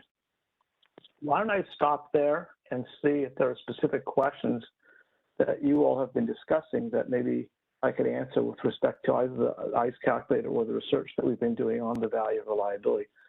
I will say that the ICE calculator is limited in its applicability to interruptions lasting 24 hours or less.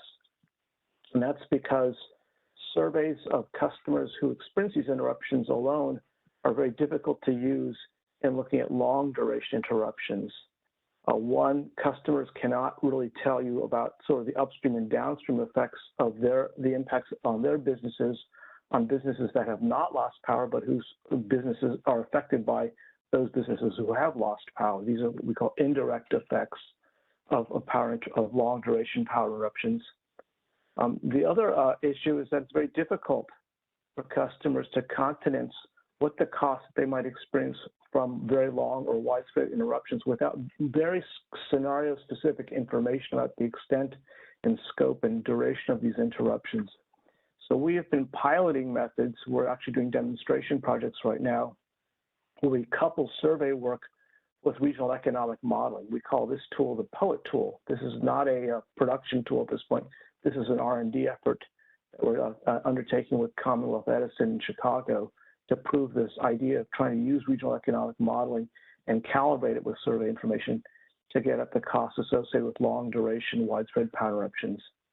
That said, you know, in my review of reliability information that utilities report, you know, by and large, the vast majority of power interruptions are of less than 24 hours in duration, and hence are an appropriate target for using tools like the ICE calculator, which is currently available.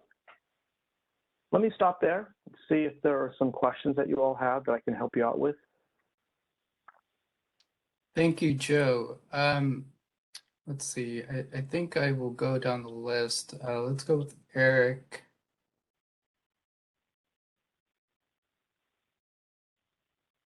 Oh, you are on mute, Eric. Hi, greetings, Joe. It's great to hear you're engaged in this and great work. I'm gonna, though you actually were in the middle of a train of discussion, so I'm gonna go back just a little bit first. I just want to say I appreciate Vincent, Fred, and of course you as well, Joe, in explaining why outage cost is so important. I will say I think we have to get to the monetization. I will simplify it to a previous comment I think I heard as well that said we should focus on customers and outage types at least as the levels of granularity to begin with. I don't know if we call that bronze, silver, or gold. I would say it's bronze. But in any event, I think we have to have that. Edison has said they've gone to the circuit level for other analysis. Well, where it really matters is the investment. And so that's what we're talking about. Reliability investment is related to safety investment. It's critical. We can't leave it out. We shouldn't leave it out. It's a mistake to not go to the quantification of monetizing this and just use physical units.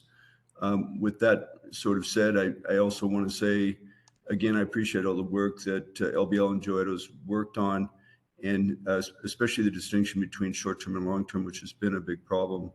But I think we should at least use that kind of reference, the work that they're doing right now, and maybe more simple, use the utilities' current outage cost analysis and ask them to just differentiate where they have, what the survey data looks like, so that they can show us what the data looks like and how we can use it in a granular way without incurring a high complexity and cost. So thank you.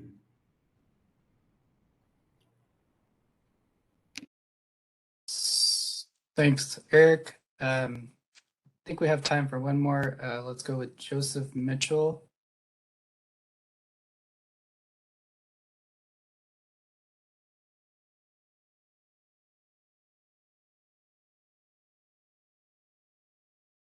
Oh, I think you're on mute, Joseph.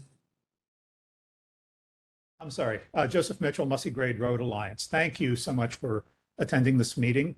I think there are some unique things about this particular problem, and would love to have your input as to how these can be incorporated properly into a loss of service model. In particular, aside from the duration, which is one problem, another is that the people who tend to be affected by the power safety outages are, in a sense, under high-risk situations. These outages are happening during periods of extreme fire danger, with potential loss of communication, transportation infrastructure disruptions, and so forth. So it's not the same situation as a normal day and the power is out. This is a day where it's really useful to have the power on, but the power is going out because people are at an elevated level of risk. There may even be active fires that people have to be aware of and be tracking and know whether they have to evacuate or not. So any thoughts you have, or if you could take this back and think about this problem, because so far we haven't had a really good approach to it. How do you address this elevated risk situation, which is specific to the utility power shutoffs? Two comments. I think this is a good example of sort of some of the limitations of these value of loss load approaches, which is, there are obviously context-specific situations that lead to other factors that are going to affect the kind of costs that might be incurred that have nothing to do with the electricity being on or off, but in terms of health and safety, as in the example that you're describing. At the same time, I do think that in the work that we're proposing to conduct, and the work that has been done in the past, One of the things that's extremely important to understand and as a factor in influencing the cost of power interruptions is the amount of advance notice that customers have. By and large, a lot of the scenarios that are used in the survey work that's done is an unplanned, unexpected power interruption. But some of the questions also ask issues about advance notice and how much that might reduce the costs, because obviously you have much more opportunity to plan and your recourse options are much greater in those instances. So I hope that's helpful. I think you can get at some of these issues, but some of them are obviously very context specific and very difficult to do in sort of like a national survey, for example. Although they could be done with supplementary types of information. Thank you, Joe. So I see Sam and Vincent's hand up, but it is lunchtime. Before we break for lunch, I do want to get a sense of everybody's availability for the next TWG. We are looking at Thursday, June 16th. So is there anybody that's not available on that day?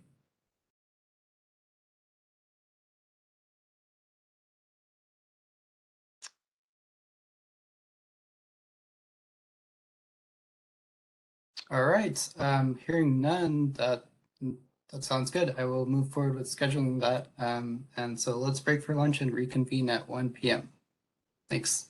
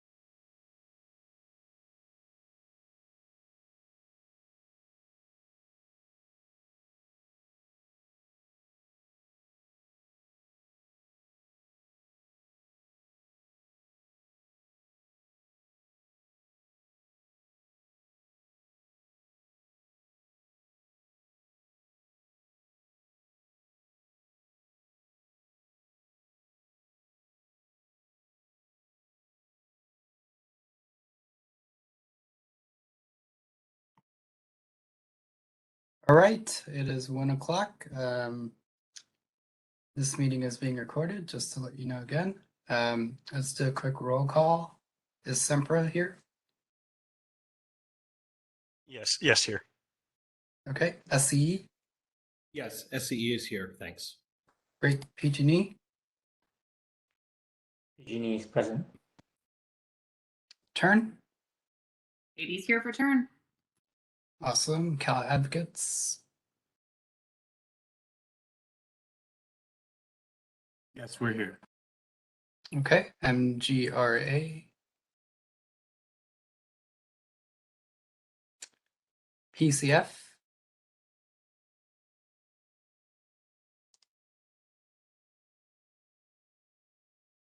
Okay, how about you, Ken?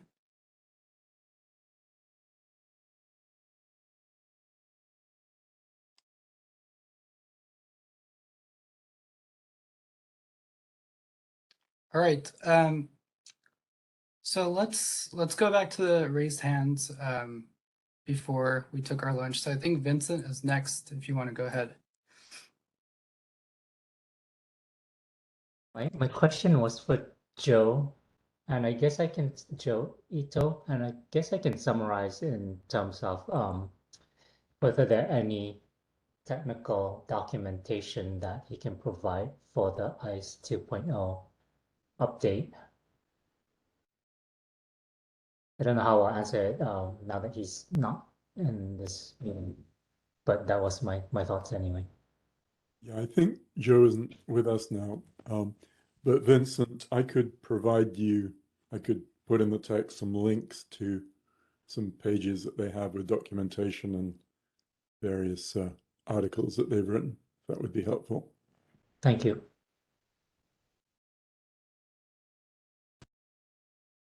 All right, thank you. How about Sam? No, thanks. So this, my comments relate to the excellent presentation from Joe Ito, and Vincent was talking about granularity, and I want to state clearly that we have all been walking through a minefield here. It involves the biggest shortcoming in the entire risk management process, and it goes back to not modeling statistical dependence. So granularity, we go down and we model a single transformer, and Vincent's team can do that. And by the way, I've seen nothing wrong with anything that Vincent has done anywhere. They're doing a full probabilistic approach. And so we have a transformer that has 1 chance in 10 of blowing up every year. And that causes a certain damage, according to Joe Ito. But now we have 10 such transformers, and we need to roll up that tranche. I wish Joe Ito were here, but I'll bet Joe would say, if all 10 blow up at once every 10 years, that's much worse than if one blows up every year. And our current approach does not distinguish between those two cases because it does not properly model statistical dependence. And so it's very easy to say, yes, we'll model individual tranches and then we'll roll up the tranches. Yeah, that's the hard part, is doing the arithmetic of uncertainty and making sure that we model correlated risks. So I just don't want us to walk through the minefield without knowing there are mines there, and they're going to get us in the end. That sooner or later we're going to have to address this issue. Thanks. Thanks, Sam. Okay, so I do not see any more hands, so I think I'll turn it over to Fred. I don't know if you want to resume with prompt 4 or jump into prompt 5. Hi, CJ. Thanks. Yeah, I think we've been talking around this slide for most of the morning. I think someone touched on question 4 about test cases or scenarios. I don't know that we rang that question out as fully as we could. So let's leave it up here just for another moment and invite any other commentary about test cases and scenarios.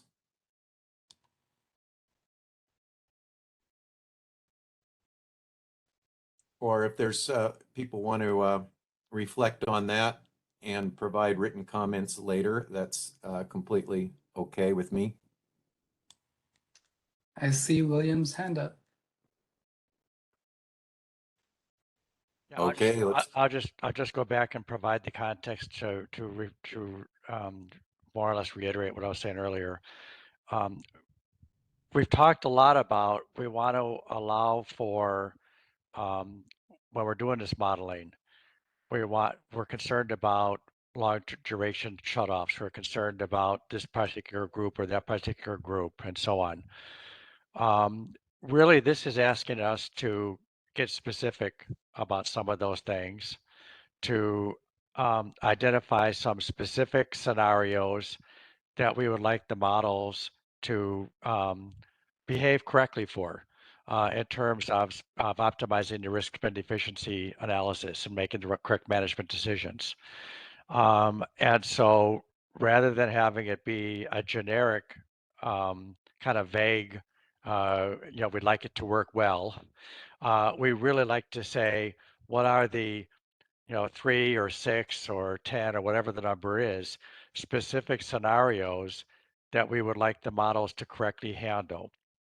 And by identifying those specific scenarios as kind of pegs in the sand, we can then make sure that whatever modeling approach we come up with, whether it's the bronze or the silver or the gold, that is handling those situations logically. And so normally, I gave the example that normally the scenarios fit into two different categories, one of which is boundary conditions.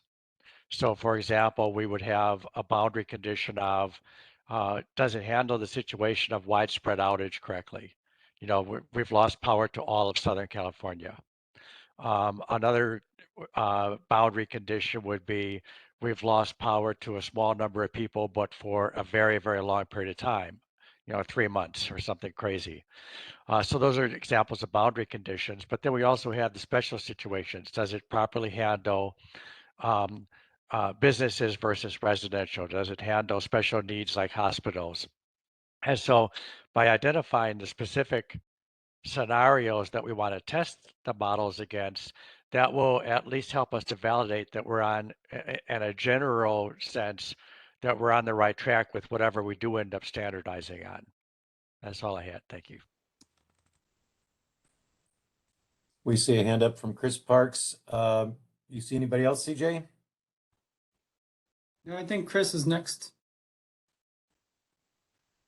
Yeah, thanks. So that what William was just mentioning makes a lot of sense, I think, and so to the extent that it can be practical, real world examples that we know happen, I think that would be it would be this will be a very useful aspect of developing this model and kind of testing the model, and so or models. And so, for example, the one that I mentioned before about Rankin Valley, how did this data, how does this model work to alleviate, address, and mitigate those kind of things using the data that is being standardized on or being developed as inputs? What SDG&E mentioned about, granularly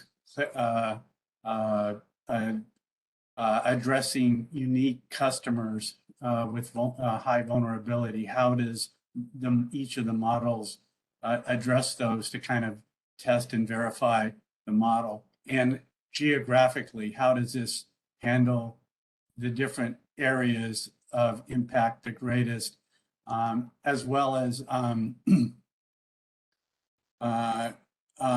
don't know that it has to be even, while there might be useful test cases that test the boundary conditions, it makes sense to me that it doesn't need to be the boundary conditions. It doesn't need to be, like, for example, 3 months.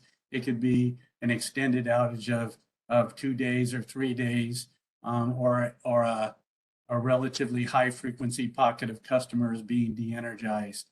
And we didn't mention it when Mr. Ito, I believe, was talking before about the LBL model, but what stuck in my mind was it seems like even the next version of that is only looking to address 24-hour outages, which doesn't really, it appears that that's the focus, if I gathered it correctly. And so I think one of the things that we are particularly concerned about are those PSPS or other outages that extend beyond that. There's the notification period, there's the de-energization, and then there's the restoration. And many, during large portions of that, customers are out of power. So it needs to address these lengthy outages, which could extend into days.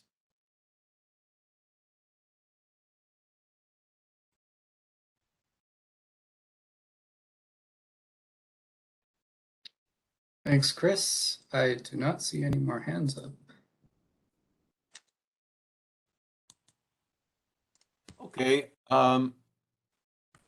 Thank you. I think we'll try moving to our next questions in our set here. We're just repeating the idea of placing things into a bronze, silver, or gold category. So question 6, what about unique circumstances of each IOU? Are there unique circumstances to take into account? What are the negative consequences if those are not taken into account. So we're looking for some commentary and discussion about that.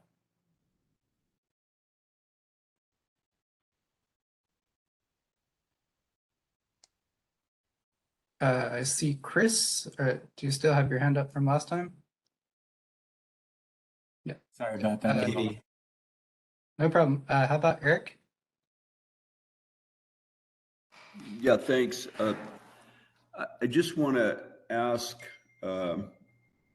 about how the utilities do deal with different customers on different circuits. They have to have a way to deal with it now. And so before it was suggested, I think by Brian Landry, that this is a complexity that's difficult to deal with, but certainly I think Southern California Edison and the other electric utilities certainly have to deal with specific loads that are on specific circuits and change the way the investment goes for those circuits to increase, or in some sense, maybe allow reliability to degrade. So I'm wondering if any of the utilities want to comment on that.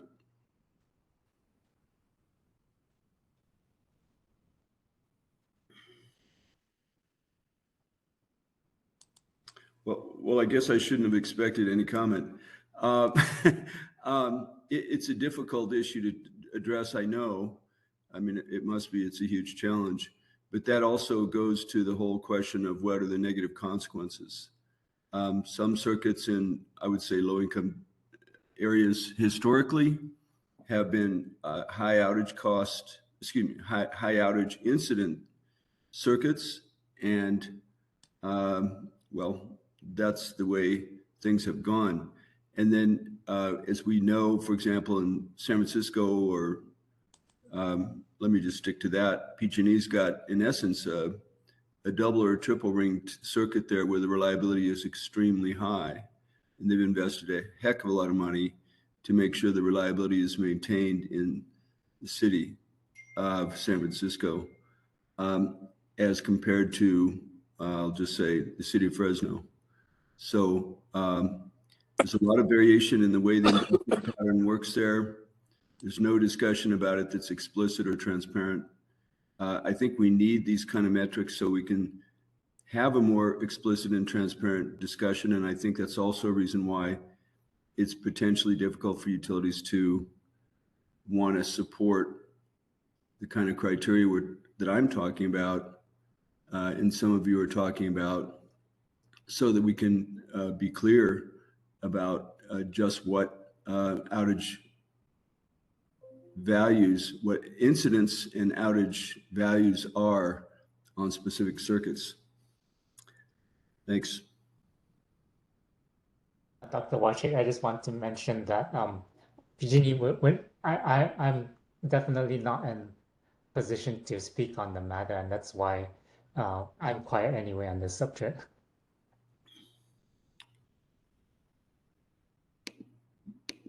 Yeah, no worry.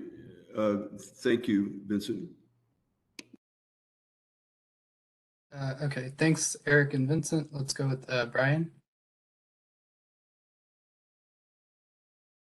Hey guys, so I'm just going to focus on responding to the questions just to move this thing along, because I know we've covered a lot of ground and we want to make sure we get through all these. So in terms of question number 5, I think, and I'll let the other IOs speak for themselves, but Edison believes that what's reasonable is to get to at least a bronze phase. We're not quite sure that we're going to get to silver or gold in any of these respects. So, you know, at least have something to test in bronze phase. You know, what are some of the unique negative consequences that should be taken into account? You know, again, I think we talked about, you know, the annual electric reliability reports and how it shows the top 1% of all the worst circuits. I can't speak exactly where there's a geographically located, but I implore everyone to look at those reports, which also have a breakdown by circuit and by customer class to some extent. You know, again, in terms of question number 6, we still want to understand sort of the accuracy level.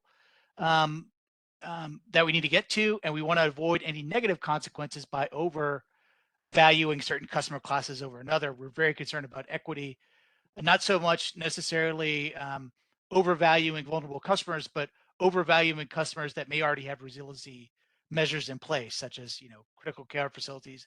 While they're important, they may already have backup generators or cogens or things like that. So we're very cautious about going down this approach. So we want to make sure everyone's aware of that. I think I alluded to some of that in my comments before the break. And then also, what are the general guidelines for how reliability should be incorporated into RDF? I think the SMAP settlement's pretty clear on that. There are guidelines all throughout the settlement for all different attribute types. I don't think we should go into that until we have a broader discussion of weights, ranges, risk tolerance, risk attributes, topics like that.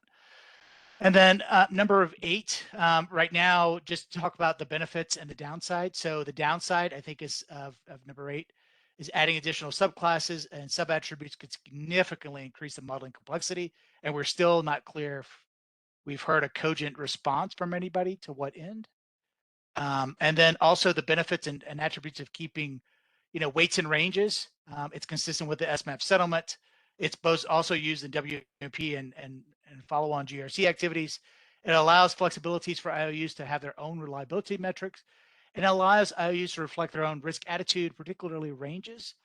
And that's important at different types of risk. When we're conceptualizing some of these discussions here, some people may have wildfire in mind, some people may have contact with energized equipment in mind, some people may have widespread outage in mind, which for Edison, at least, that's not an enterprise risk. So I'm not sure we would consider that a bookend scenario that's viable, at least in our opinion.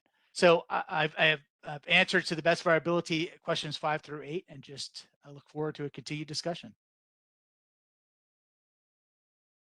Thanks, Brian.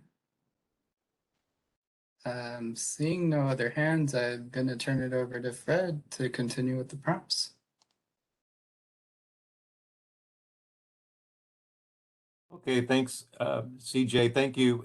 Brian was covering the whole slide, which is fine. But Fred, I think Max may have. Oh, never mind. He just put it. Max, do you want to? I see Max has a hand.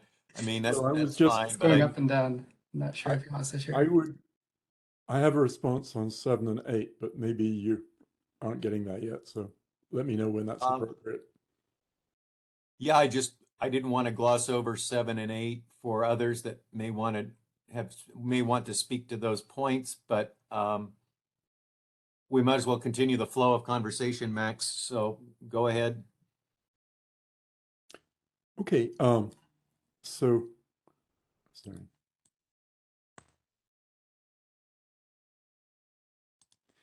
So on 7, how should reliability be incorporated into the RDF?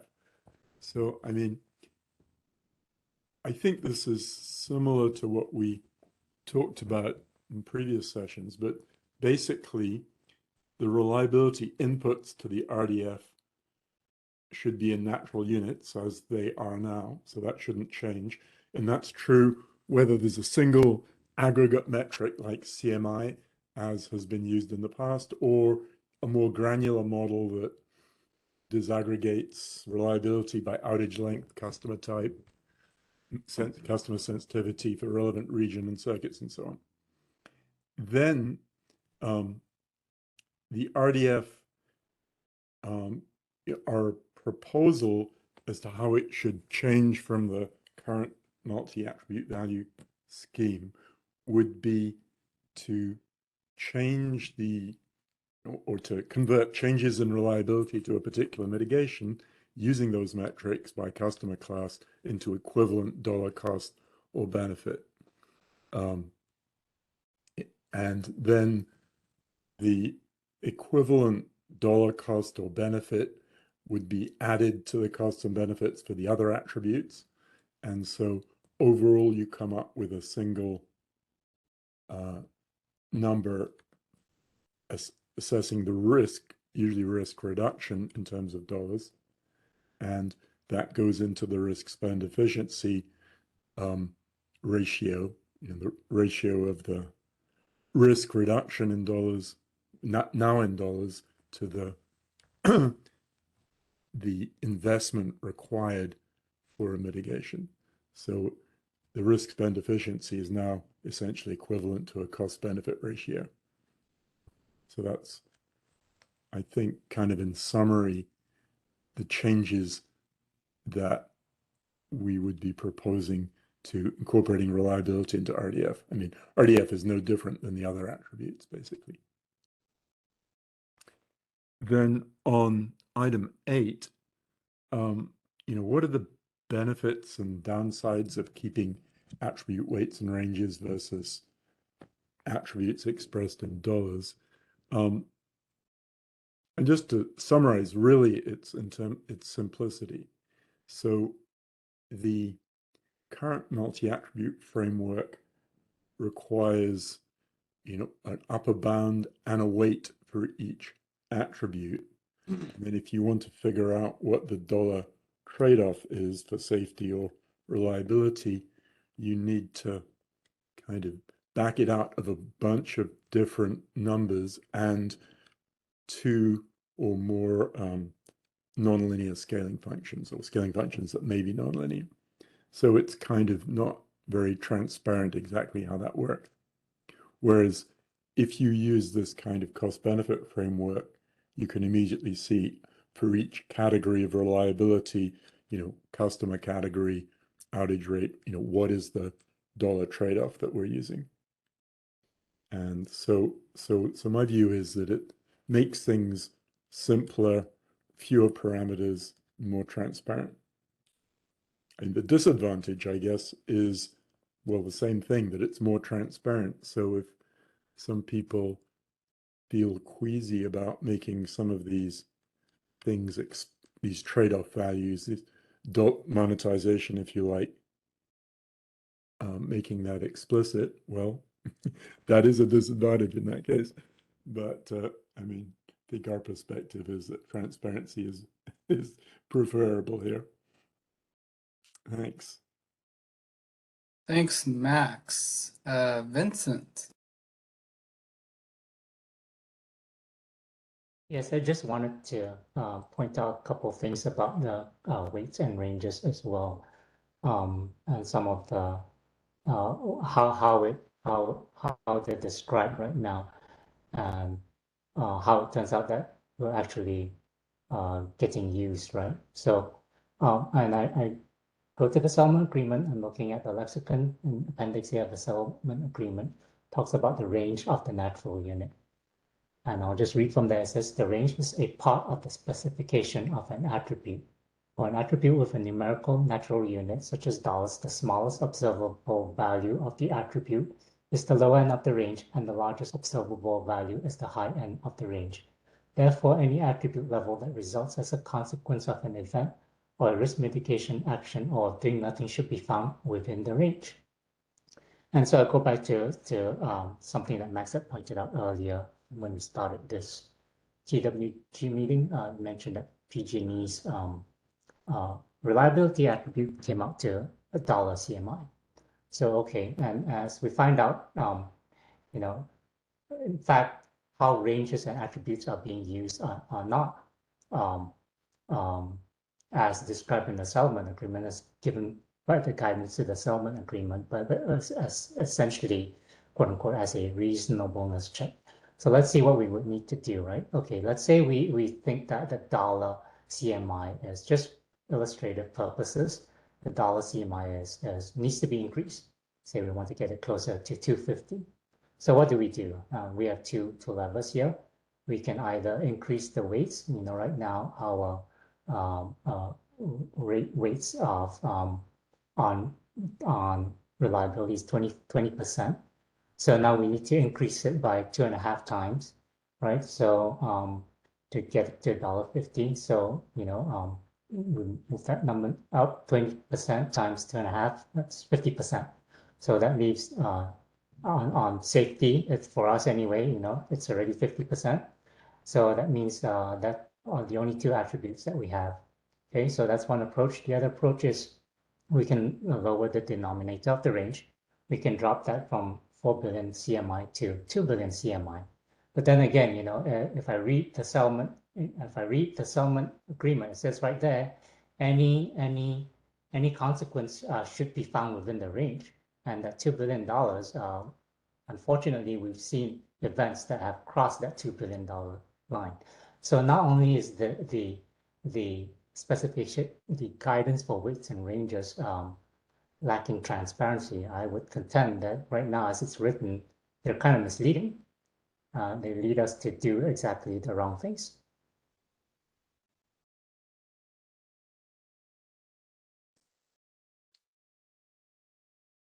All right, thank you, Vincent. William is next. I just wanted to follow up a little bit on what Max was talking about in the sense that specifically standardization, because one of the big questions before us is to what extent is it advantageous for all three IOUs to be consistent in how they treat this subject and these other subjects? And so I think it's worth spending at least a minute to talk about the advantages to standardization. One of them is I think that we see how there's a lot of conflict associated with this area and other areas. And if we can agree on what we're looking for and in terms of the approach and the values to be used, then that eliminates that bit of the conflict because it may not be perfect, but at least it's something that going into the RAMP filings, the IOUs know that if they use this, that they're not going to be shot down for it.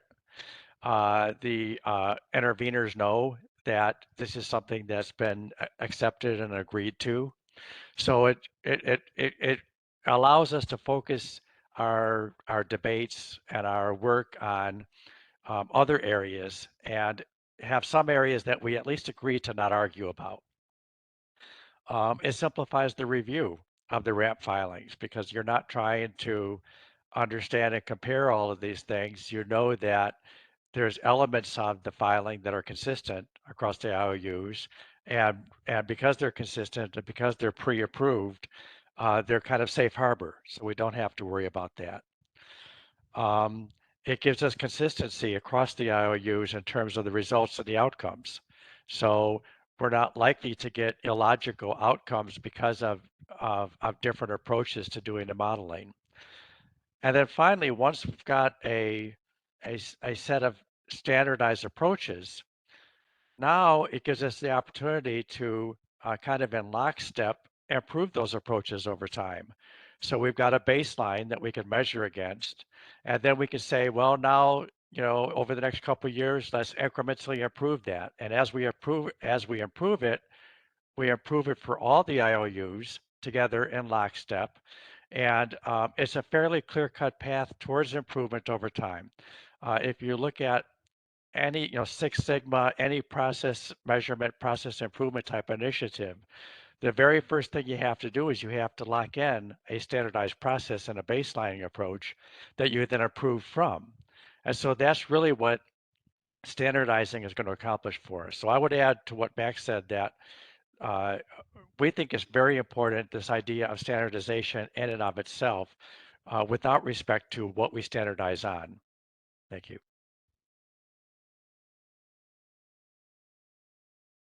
Thanks, William. I don't see additional hands, so I'll turn it over to Fred. Oh, I see Katie has just raised her hand. Yeah, I actually wanted, Vincent lost me in the last like two thoughts that he had, and I was just gonna ask for clarification. So the piece where, and please forgive me, this is me, a lawyer, trying to understand risk analysis and modeling. So sometimes I'm a step behind the rest of you guys. So I was just trying to understand the lack of clarity he was talking about when it came to changing the number to 2 billion. I sort of missed that step in his discussion. No worries, no worries. The point I was trying to make is that the settlement agreement says give some guidance on how weights and ranges should be determined. If you follow those weights and those guidance, it seems like you'll get a certain set of results when in fact, it seems like the way weights and ranges are trying to be used, what we've heard so far is that we need to find out the weights and ranges that correspond to the results we want to see. I was just trying to point out that that's kind of in contradiction to the guidance given in the settlement agreement on how the weights and ranges should be followed. So it's a source of frustration, and I feel like if we want to eliminate this frustration going forward, we can do it easily by getting rid of the weights and ranges. And I'm now trying to make a logical leap independently, but is part of that contradiction driven by the direction that safety is 40%? Could be, yep. Is that one of the constraints that That could be one of the constraints. constraints. Yep. All right. Thank you. Yeah, Katie, just elaborate on that. That was the point I was going to make, just to follow up to Vincent. That is one of the constraints. So you have to have, according to the settlement, a certain range and a certain weighting across the different attributes. So it gives you an applied value regardless. You have to make a trade-off between one of those attributes. Otherwise, the other ones are not going to be reasonable either.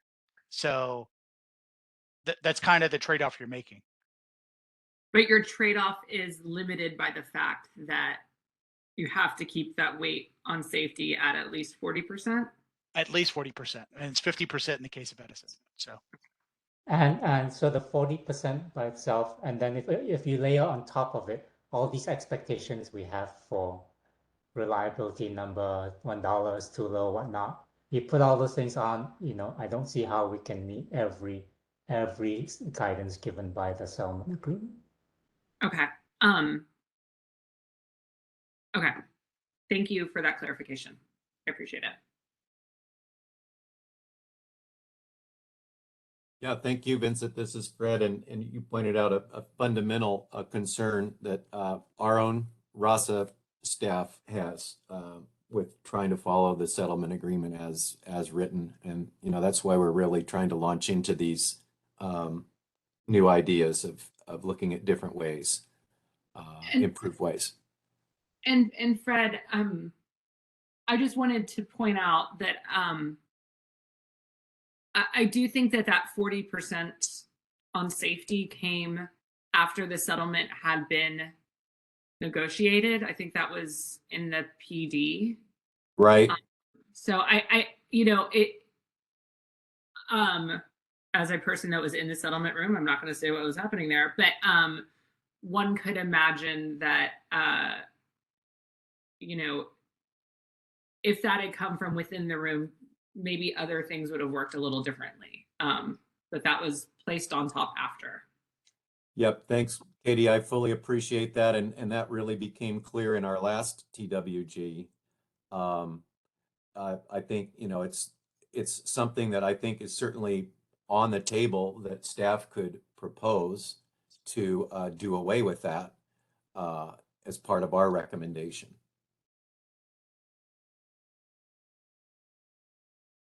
Can't say it would be accepted, but that we could certainly make the case for it. Yeah.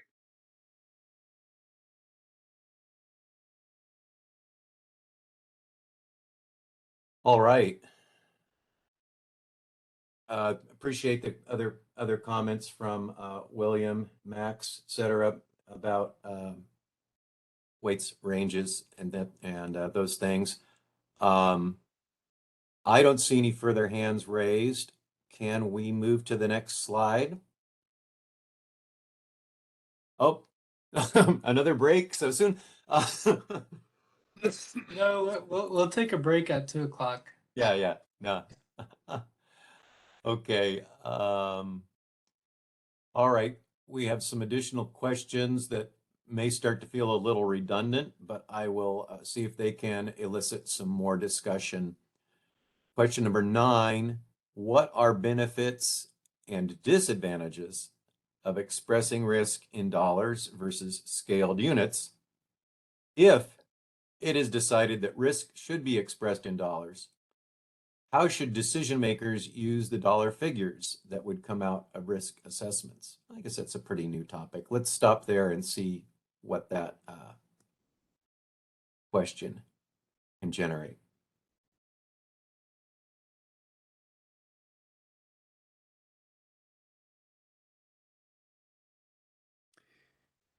Max. So I have a kind of short comment on this. I mean, obviously, we already talked a little bit about the benefits and disadvantages. Basically being around dollars makes things a little simpler and more transparent, in my view. There is one interesting advantage of using dollars, which is then that the risk spend efficiency is the ratio of the some quantified risk reduction to the cost of the mitigation, to the investment cost. And if the top part of that ratio, the risk reduction, is actually has dollar equivalents, then you actually have a benefit cost ratio. The benefit of the mitigation in reducing risk denoted in dollars to the cost in dollars. And so one thing that gives you is that you can answer the question, is this mitigation cost beneficial? Do the benefits actually exceed the costs? And so that's kind of an interesting thing to know. Without that, with the current scheme, all you can say is the RSC of this mitigation greater than that mitigation? Is this one more cost effective, but not, is it cost effective by itself, not in comparison? So, that key information about whether a mitigation has benefits exceeding costs considered by itself is just not available with the existing scheme. So that's perhaps one of the interesting advantages. Thank you. I think there was another hand. CJ, do you see some? Yeah, Sam is next. I'm next. Sam? Yeah, okay. I just want to say that Max also mentioned simplicity. But the current approach makes you estimate the total range of possible natural units. But I mean, that's what risk managers are about, is to estimate the distribution of those things. You go and you say, well, the most people who could possibly get killed in this accident is 100. How do you know that? So it has this whole extra layer on top that I don't like. I mean, I'm all for simpler models whenever possible. And beside the other advantages, like this two-step process of picking a range of outcomes and then scaling it and then putting a weight on top of that. So I feel pretty strongly that this should be simplified. Thank you, Sam. Chris Parks is next. Yeah, so I think Max mentioned earlier about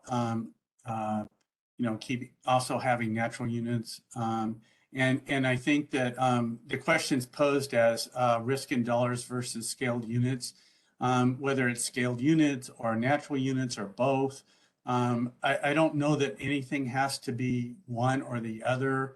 It seems like having more information will help everyone understand what might be the most useful units in making decisions. And if to the extent that they are expressed risk in dollars and mitigation benefits in dollars, I think that even, that might give insight or at least some sense of what makes the most sense in terms of cost-effective programs. I think another big benefit of that, though, is that it can help prioritize mitigation programs. So there could be a variety of mitigation programs, and having some kind of numbers associated with it, both in dollars, both in units, natural units, I think helps folks get a better understanding of the benefits, the comparison and risk, and also the benefits and mitigations. One thing that I think this has to go hand in hand with is a sensitivity analysis, because if all of this is going to then lead to, this is going to be the mitigation program that is follow-up from this that we see being requested in the general rate case. There's no, in my observation so far, there's no real transparency in that at this point.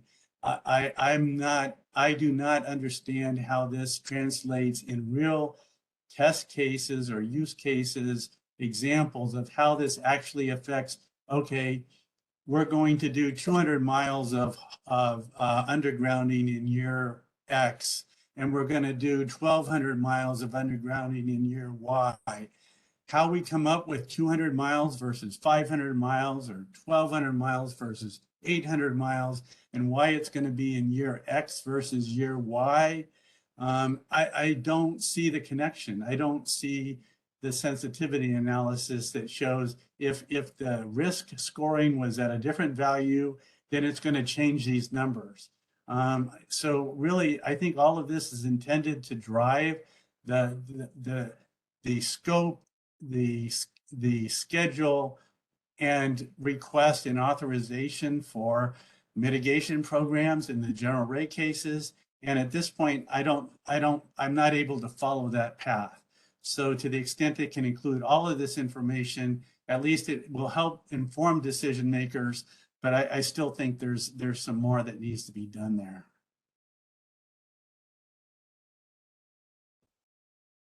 Okay, thank you, Chris. Vincent? Thank you. I think Max mentioned earlier about,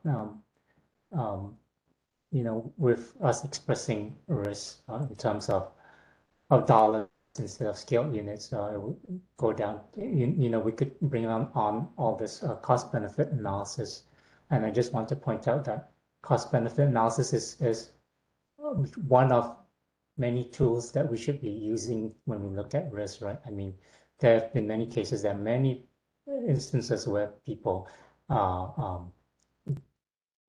insurance or whatnot, not purely from just a cost versus expected benefit basis.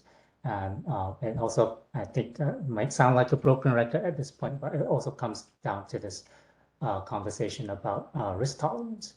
And that's something that we really need to bring up to the extent that dollarization, monetization, as we call it, helps us to bring that discussion to the forefront, right? Talk about risk tolerance, then yeah, I mean, it should be something that our decision makers get to take a look at. But there are also other different means to talk about risk tolerance as well. And I think Fred mentioned earlier on in terms of looking at and reporting, which we do in our work papers, natural units for our risk attributes. And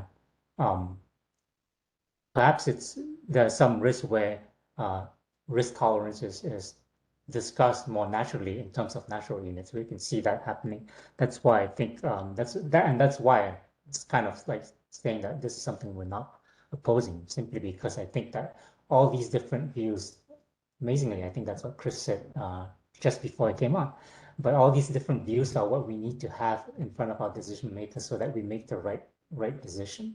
We have all that information in front of us. So once again, cost benefit analysis is just one way to look at it. There are many reasons why we want to go beyond just that. And we need to have a full kind of encompassing view of risk. Monetization included, as well as other measures. Thanks, Vincent. Eric is next. Yeah, thank you. I appreciate the conversation on this. It's very good.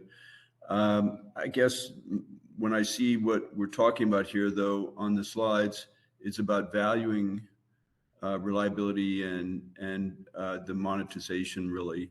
And Chris, I when as a former regulator,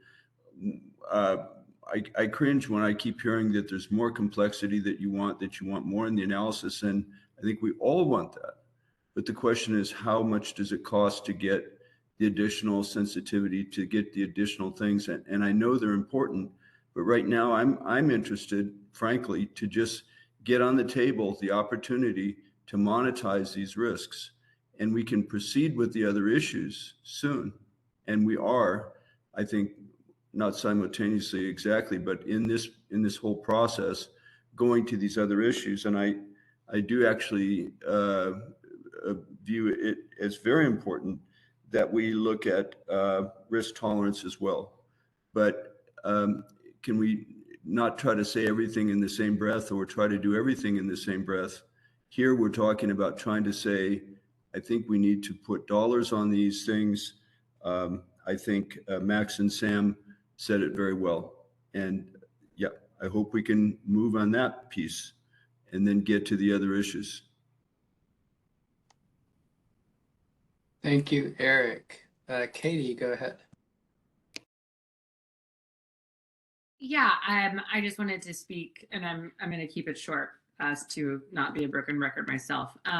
Wanted to speak to the transparency piece, and again, just highlight the importance of retaining the ability to test the sensitivities on the natural units rather than on the monetized units. We think that having that piece there so that you can really see how changes in mitigation scope, et cetera, move the needle is an important piece of this.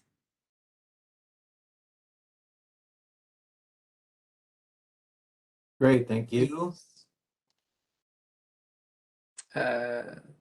Jordan? I think so. Our question on this with regard to monetization making trade-offs more explicit, I was hoping Max maybe could elaborate a little bit more on how can we make trade-offs more explicit without considering risk tolerance? That's something that we were kind of struggling to follow.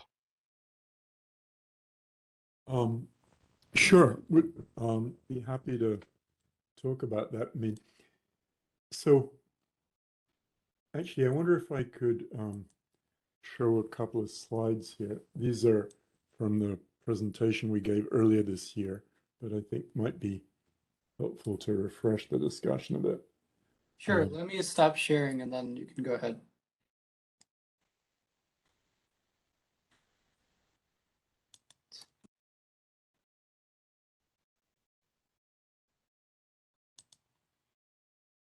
Okay. So, this is a slide from the presentation that we gave, a few months ago, and this is a representation of the current scheme. So we have 3 attributes: safety, reliability, financial, and then for each of the attributes, we specify an upper bound. The lower bound is typically 0, and scaling function that we apply to it. And then we apply the scaling function to each attribute, really the percent of the value between the lower and upper bound, get a scaled score. And then we multiply each scaled score by the weight of each attribute. And then we get a total weighted risk score. And this is, again, to try to quantify the risk reduction due to some mitigation. And I think the main point here is that in the existing scheme, you have a separate scaling function for each attribute. Typically, they're nonlinear. And so having a nonlinear scaling function is a way to express risk aversion or risk tolerance.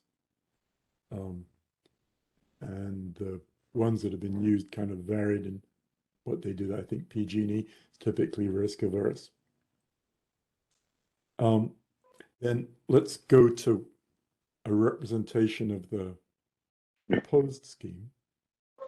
And you can see right away it's a bit simpler, since instead of the lower and upper bound and the weights, we just have trade-off values. So, as an example, say VMR, value of mortality reduction, is maybe a slightly preferred term to value of a statistical life, but it's the same basic concept. And so we have a number in there. And then similarly on reliability, we have a trade-off value for customer minutes interrupted, let's say $1 per minute. And obviously we spend a lot of time today talking about having a more granular model of reliability, which I think makes a whole lot of sense, in which case, it might be $1 per minute for me and, $3 for you, or, depending on region, depending on, we're a business or residential consumer, all kinds of things. So instead of one number there, we might have multiple numbers. If we retain the existing scheme, we'd also have to have some way of dealing with a disaggregated reliability. But anyway, then we multiply the actual value of a particular outcome, 20 fatalities, 500 million CMI, by these numbers to get the equivalent cost. So, fairly simple, transparent type of calculation. Even if we did disaggregate the reliability, instead of one category, we had 4 categories or 10 categories. We'd have 10 numbers, but you can see how the thing goes. Financial, obviously, you don't need to do anything to. $500 million is $500 million equivalent cost. Okay, now you're asking about the risk attitude function. Hey, Max, this is Sam. Before you go on, I want to point out that let's go back to the rolling up of tranches, because this approach could easily be applied after we roll up the uncertainties. In other words, we simulate our 10 transformers, and the case where all 10 transformers blow up at once would be looked at very differently by this function than every transformer blows up independently. Absolutely. Absolutely. Right, and this, in other words, this is layered on after the aggregation, and it's easy to do that. Right. So, and in fact, you need to do the aggregation beforehand. If you don't do that, you're not going to get the correct results when you apply a risk attitude function. So the main point I wanted to show you here is, in the current scheme, you have 3 scaling functions, or as many scaling functions as there are attributes. In the new scheme, you would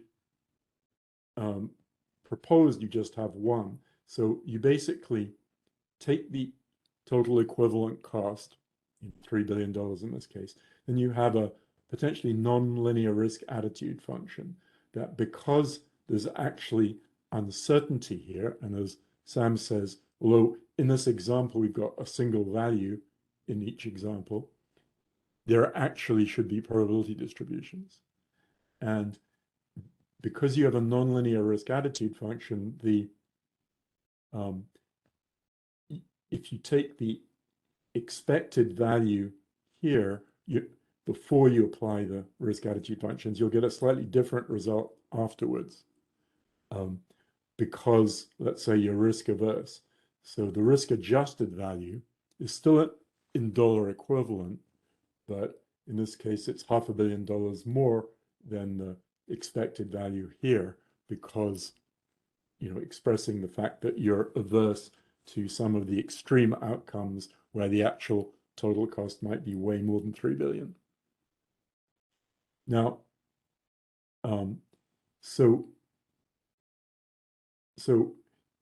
applying a risk attitude function, is not, it's something people need to, not everybody knows about this. You need to get used to this kind of new concept, but I would argue that it's easier to do it if you do it once on the combined risk score than if you have to do it 3 times separately for each attribute.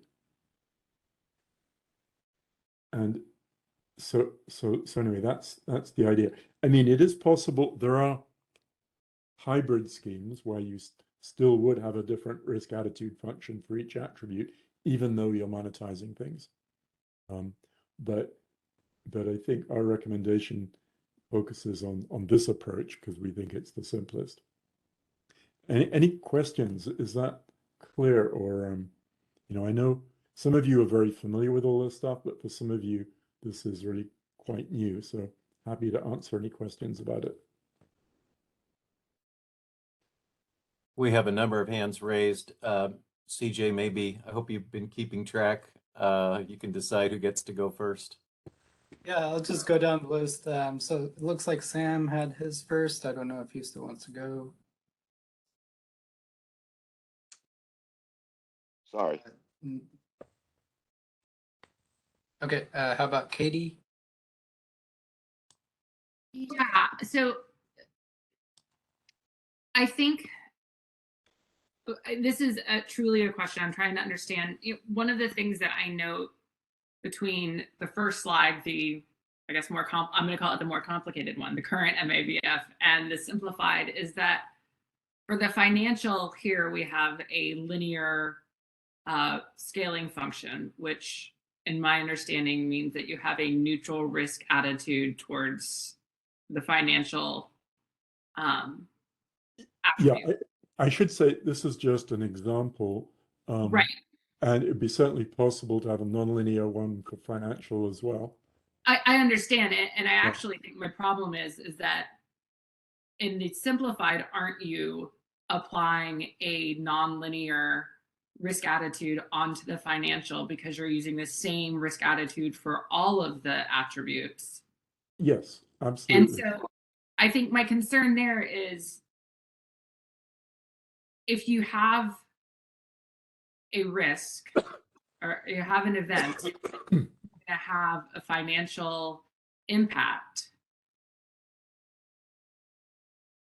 would the utilities necessarily want to be limited to only being risk averse about that? Or are there perhaps certain attributes where they would rather have a risk neutral versus a risk averse attitude? I guess I'm a little concerned about saying that for every attribute we're going to have the same risk attitude. Makes me want to say that we should just be risk neutral, if that's going to be the case, because we shouldn't necessarily be required to have the same risk attitude for every attribute. Yeah, so I mean, there's no question this simplified scheme has less flexibility than if you have a separate scaling function for each attribute. And the question is, what do we think about that trade-off? Are we really losing stuff that we care about by going to this simpler scheme? And one could go either way. But on your last point of should we just go to a risk neutral function? That's also an interesting debate. I will point out that a lot of economists that study cost benefit analysis and so on argue that when you apply these kinds of frameworks for public policy, as effectively this is, although obviously it has significant impacts on private companies,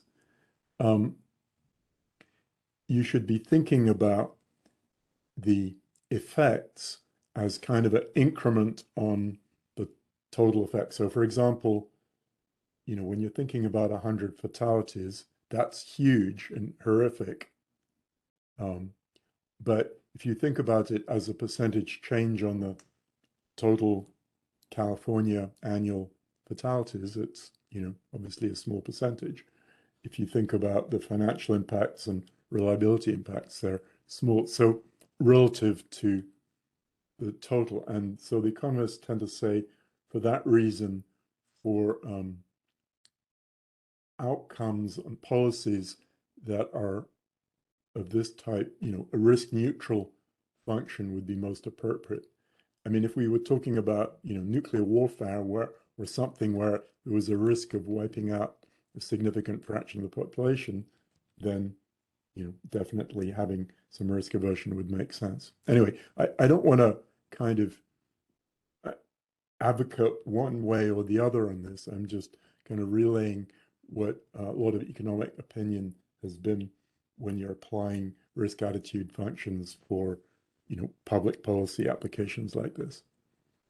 That doesn't mean, for an individual company, the size of the risk could be, very substantial. Indeed, we've seen, leading to bankruptcy. So from the company's point of view, it's totally reasonable for them to have a different risk attitude function. Still more for an individual that this is affected.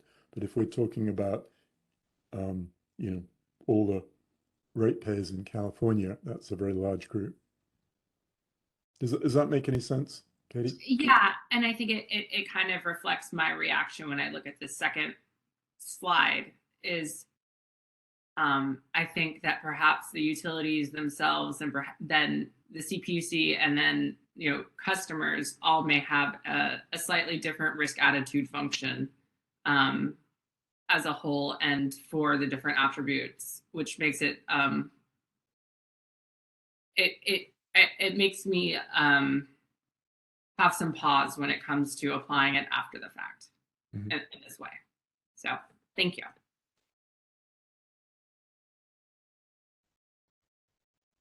Any other questions or comments about this? I had raised my hand. I want to jump in. The question of risk attitude, I thought we'd received quite a lot of commentary on some time ago. My personal opinion is someone, I can't remember who it was, made a very excellent point that the audience or the group that has the risk attitude should be the ratepayers rather than the utility. And so that a compelling argument was made, I thought already, that the ratepayers attitude should be risk neutral. They're not in the same shoes as a utility for the sense of being impacted by catastrophic risk versus a smaller level of risk. So I just want to throw that in there, that I thought quite a lot of input has already been provided on the question about risk attitude. Then while I'm still speaking, I do think, and I think Steve Hain made this point at our last TWG, there's a distinction between risk attitude and risk tolerance, which in my mind, risk tolerance is kind of like, what's the greatest level of risk that your society can tolerate as being an acceptable minimum level of risk? And I like to compare that often to when I go out the door in the morning and I jump in my car, I'm accepting a level of risk tolerance. I tolerate the risk that I won't die when I jump in my car and I head out on the road. And to me, that's kind of like along the lines of what a risk tolerance discussion would involve,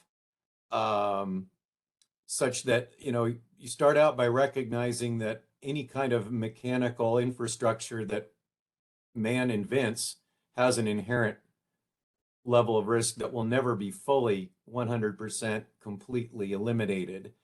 But there's some level that we generally as a society, we accept things like the risk of boarding an airplane. It might crash, we might die, but we accept the level of risk that's happening there. And we haven't really even begun the discussion about, well, what level of risk is acceptable in operating an electrical distribution system or running a gas pipeline system.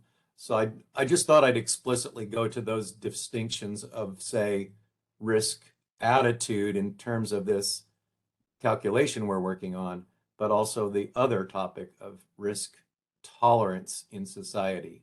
Thanks. And Sam had his hand up. Thanks.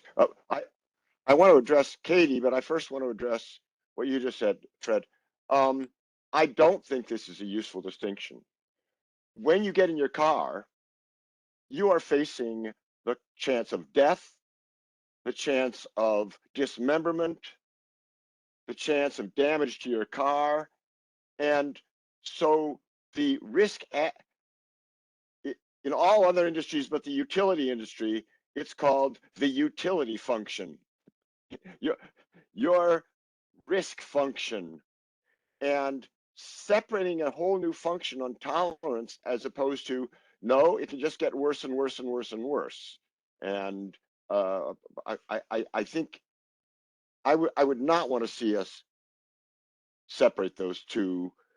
We individually can certainly we have different attitudes towards risk, and I want to go back to Katie's concern about lumping everything into one risk.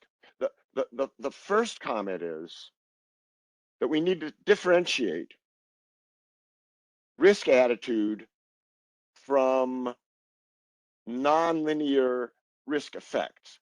So let's just say that 2 hours of outage is 4 times as bad as 1 hour of outage. And Katie, I want to make sure you're tracking this. That's an example of an upward curving penalty function. Got that? Go in the other direction, you have a foot of raw sewage on the first floor of your house. And now, oh, it's worse than that, Katie, you have 2 feet. You say, 1 foot, 2 makes no difference. My house is full of crap, right? And that's a concave one, okay? So we are going to model that convexity or concavity regardless, right? Layering on the monetization after that, I think is very useful for many reasons, but I am totally in your court on keep the natural units, because different stakeholders care about different things. And if we're going to keep this transparent, we just don't want $1 amount that happens to correspond to, I don't know, Elon Musk's risk attitude or something, or whoever's risk attitude. I think for making practical decisions, the idea of monetization is a good one, but we must always keep the natural units there for everybody to see. I mean, I would move that just become part of what we're doing. We just must keep the natural units, and we can argue about the simplest way to guide our mitigation principles based on some sort of monetization scheme.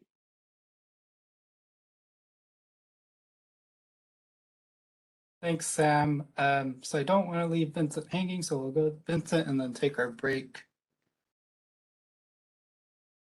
Couple of points I wanted to discuss. I just want to hear Max and Sam's thoughts about. As we've been thinking about this in terms of risk tolerance, risk attitude. I'm wondering whether and I think that it's entirely conceivable that you could have different risk tolerances for different kinds of risks. You might have different risk tolerance. I think you talked about nuclear war at one point. You might have different tolerance for that versus some other kinds of risks, or maybe nuclear reactor risk is viewed differently. So I think that our framework should have flexibility in terms of being able to capture different risk tolerances. I think the risk tolerance and the risk attitude function are quite tied together.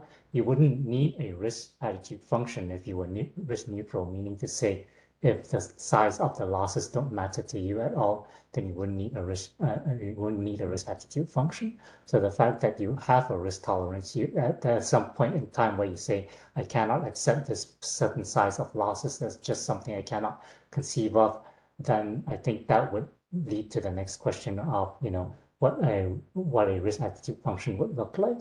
So I do think the two are kind of tied, and I'm just like to hear thoughts about whether there are certain cases that we might need to address sooner rather than later, where we would need to have separate risk attitude functions to represent the different risk tolerances for different kinds of risk.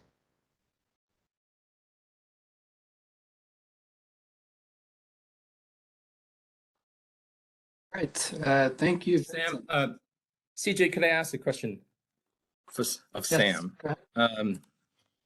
He mentioned that drawing the distinction between risk tolerance and risk attitude is not helpful. Sorry for not using the exact words you used, but I'm paraphrasing you.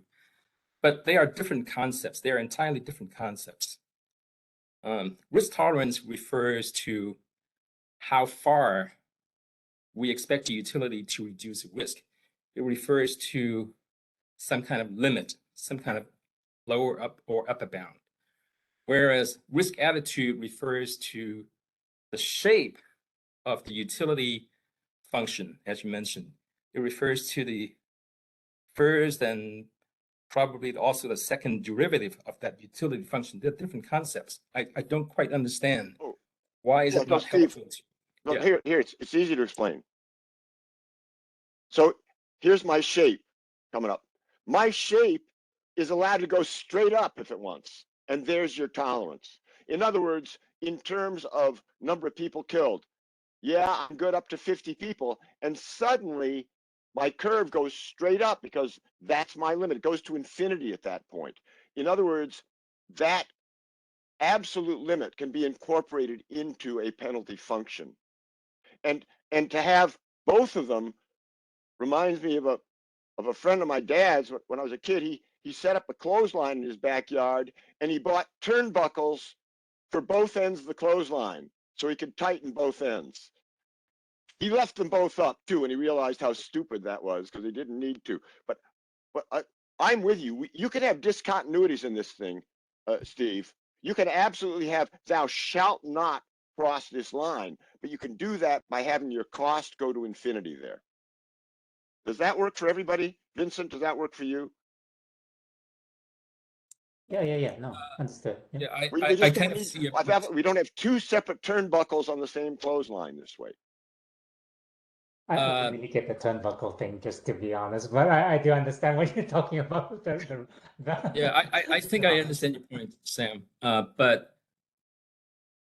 the commission, I think it would still behoove the commission decision makers to set some kind of standard of what the acceptable tolerance should be, risk tolerance should be. Absolutely, I don't disagree at all.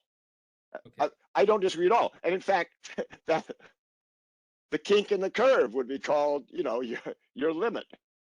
Yeah. I just want to point out that the commission has set risk tolerance standards in other proceedings, right? In fact, they called it a customer risk tolerance, and I'm looking at the energy energy procurement proceedings. They actually called it a customer risk tolerance, and it was a it was a 95th percentile risk tolerance number. So that has been done before.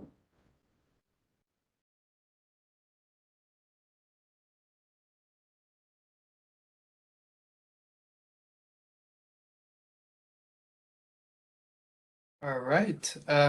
William, I do see your hand, but I do think we should take a break. So let's return at 2:30 and we will go straight to you. Thank you.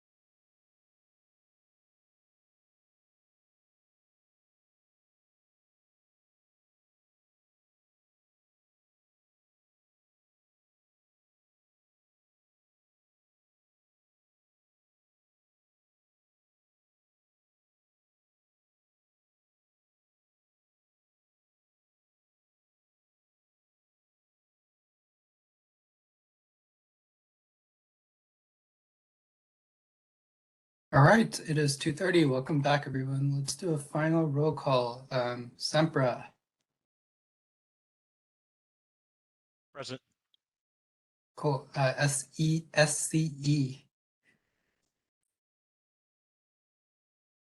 Hey guys, SCE is here. This is Brian Landry. Hey, Brian, and this is Chris. You were here. Sorry, it took me a minute to get off of mute. No worries. PG&E. Present. Cool. Turn. Katie's here. Awesome. Cal Advocates. Anna Yang's here. MGRA.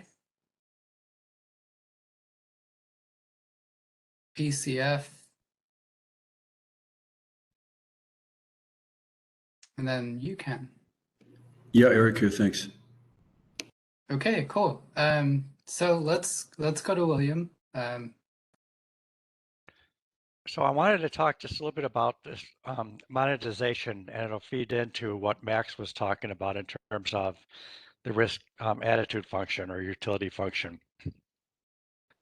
When we're trying to monetize non-financial risk items, I'm going to go back to an example. It's actually a Peter Drucker example. It's from like 25 years ago, so I'm probably going to get it not quite exactly right, but the general concept is correct. So let's say that we have a factory and it's putting out pollutants into the air, some pretty bad pollutants, and that the people that live within 20 miles of that factory are going to have their life shortened by a year. So one approach to risk management for the factory would be the factory kind of looks at, well, what's the cost to put in the filters and to stop doing this pollution? And so that's their cost. And then they look at how many people are going to actually sue them and what they're likely to lose on those lawsuits. And then they decide that that's how they do their cost benefit calculation. A second approach is that we look at all the people that are going to be impacted by this, and we say, what are the costs for their medical bills? You know, how much were they going to earn in a year?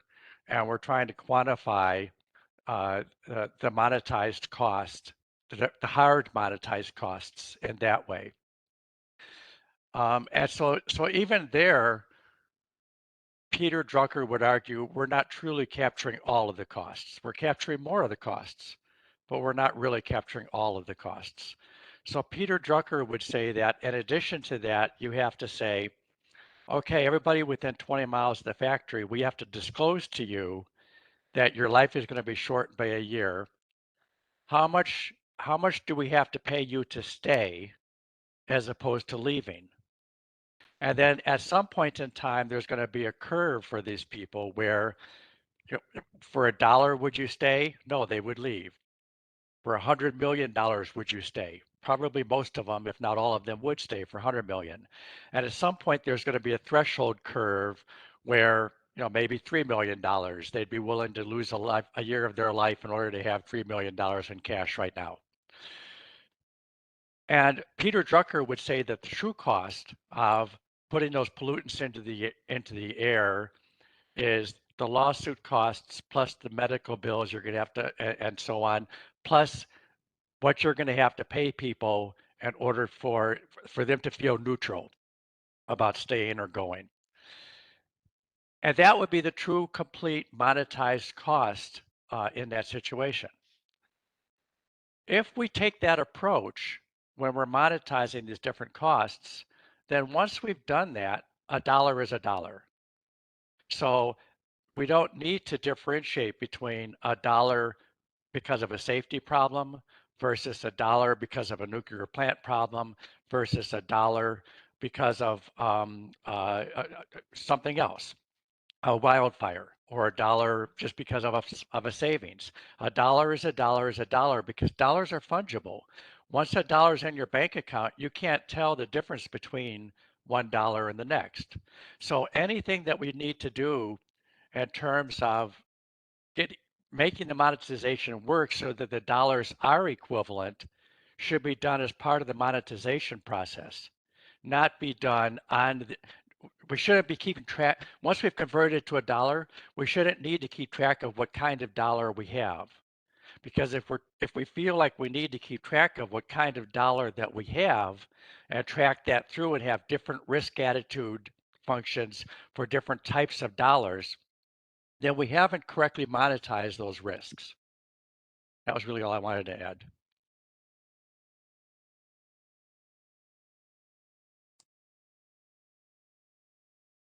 Thank you, William. I see Vincent is raising his hand. Yeah, I just want to follow up a little bit with William's comment. I'm just wondering whether, for various reasons, for example, like we might not have a full understanding of a risk, right? We might want to have different risk attitude functions for different kind of risks. I mean, we won't most of the time we don't really know a risk is 1 in 10,000 a risk or 1 in 1,000 risk or we just don't observe the tails enough.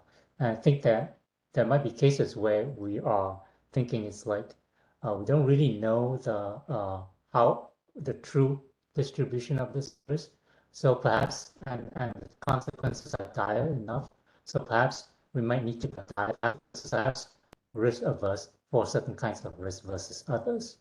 And I don't disagree that a dollar is a dollar after you adjusted for all your risk adjustments, but I just think that there could be different risk adjustments for different kinds of risk.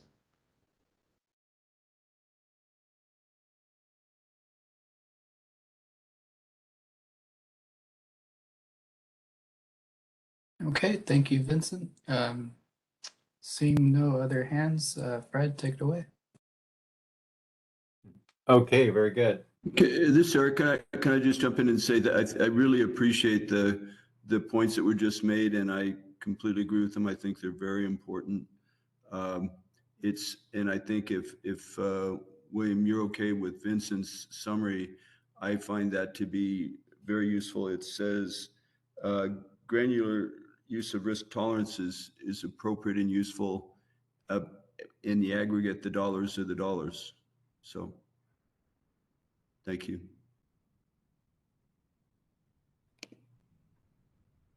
Great. Let me catch up to our slide again then. I think we talked about number 9, number 10, number 11. We've just talked about neutrality tolerance.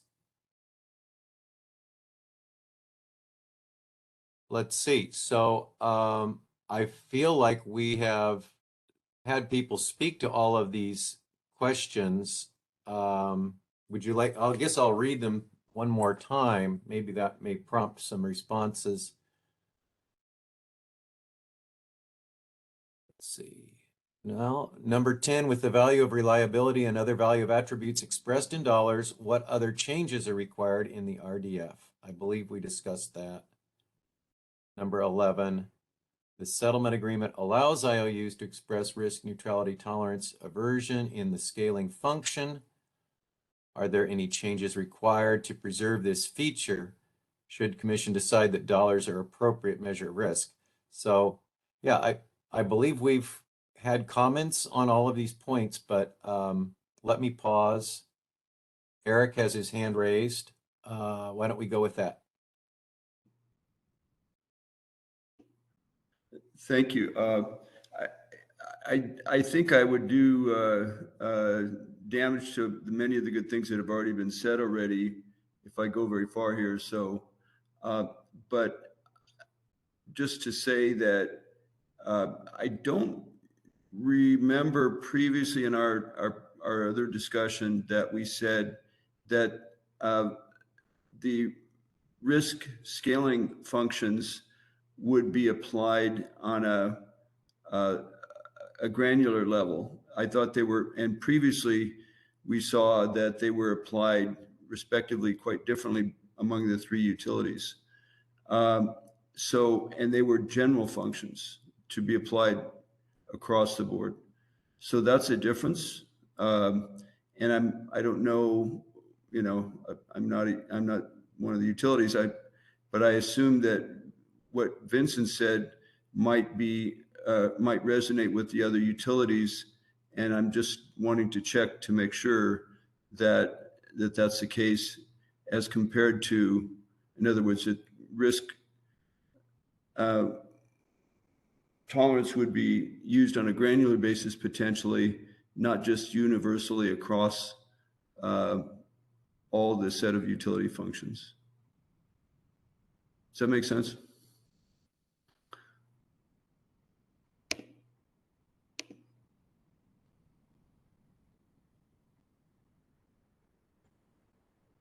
Yeah, that was my thought as well. I think that when we discussed about improvements to the framework, and it's just something that we foresee coming down the road is like I think we will very quickly, because the risks that we deal with are kind of different.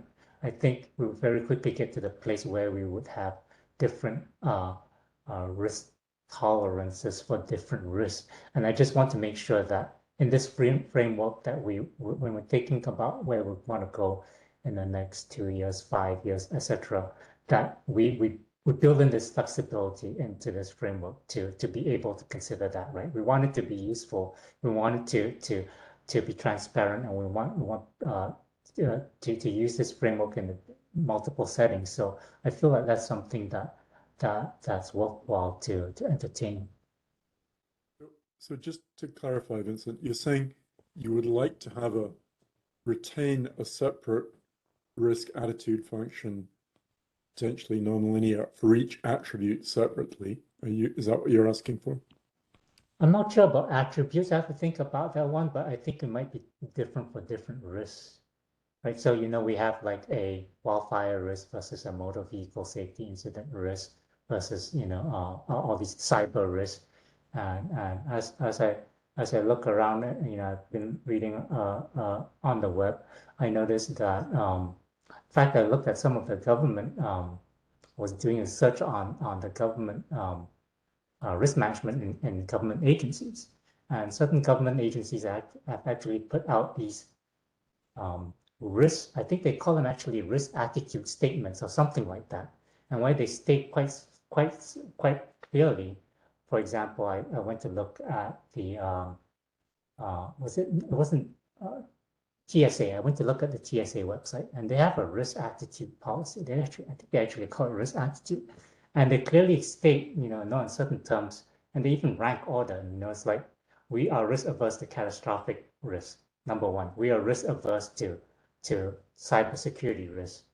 They use the word we are strongly risk averse to catastrophic transportation risk, strongly risk averse to cyber risk, and then they go down the list. So that to me kind of implies that even on that level, that people think of different kinds of risk differently. So I'm just wondering whether when we go forward in our framework, we will have that Vincent, flexibility. Are you suggesting, let's say, you want to do a RSC analysis on wildfire risk and another one on cyber risk, that if you had, let's say, wildfire risk and a cyber risk each has the same number of, or the same distribution of fatalities and effect on reliability and cost, that you think that they should have different risk attitudes to them just because of the nature of the different risks? I suspect I suspect it'll be a little bit more nuanced than that. And I was also trying to figure out why, the TSA had, those different functions and like those different statements on the different kinds of risk. I think it's a combination of, most likely it's a combination of they're just uncomfortable with what the worst case could look like. They couldn't handle it. They feel it's a disaster for the country. They feel like they don't understand the risk well enough. They haven't considered, they don't have enough data to really assess the risk. So I think all these play into it. And if the two were exactly the same, but I don't know if any two risks are exactly the same from a kind of risk by risk basis. So it's hard to say. But here we're talking about applying this same quantitative RDF framework to all these different types of risks. Now, one could legitimately argue that, you know, certain kinds of risk we just don't understand well enough to be able to apply this quantitative framework. I don't know if that argument has happened in the past, but I certainly have encountered that in many other situations, you know, especially, for example, cyber risk, where there is a lot of work now trying to quantify cyber risks and impacts, but still that's, you know, a lot less advanced than, say, nuclear power risks, which have been quantified for decades.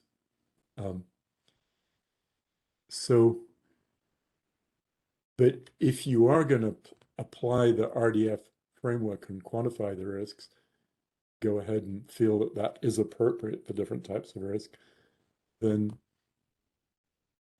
you know, do you think it's appropriate to have, you know, a different risk attitude? I mean, it could be, but I do think it's a dangerous road to go down, because then you can start ending up with, you know, each risk has its own risk function. Who's going to assess it? How are you going to assess it? How are you going to compare it? You know, for the same attributes, the same, you know, attributes of fatality and reliability and cost.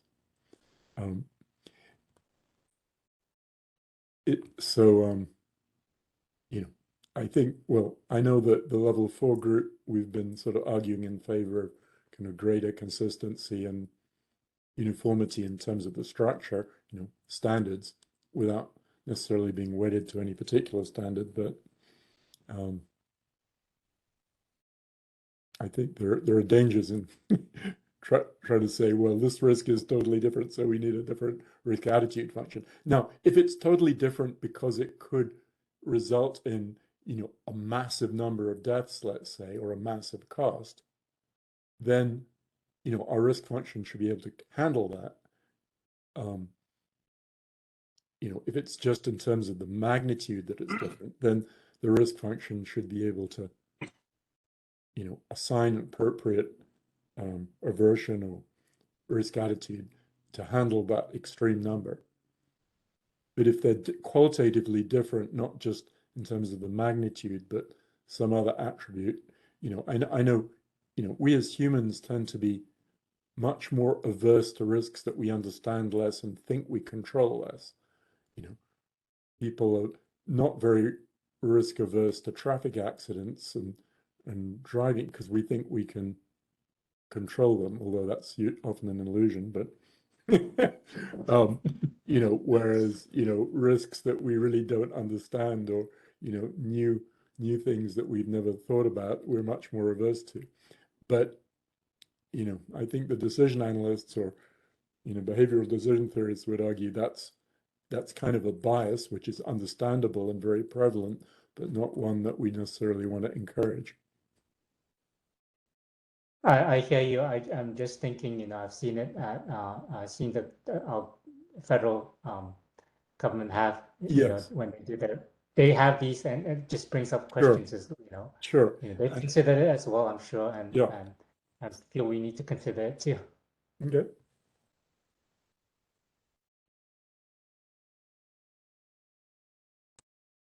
Okay, thanks, guys. Next is Brian. Hey guys, so you know, just a couple of points here, just to reinforce what I think we've said before, but just a couple of things to add based on the discussion we just had.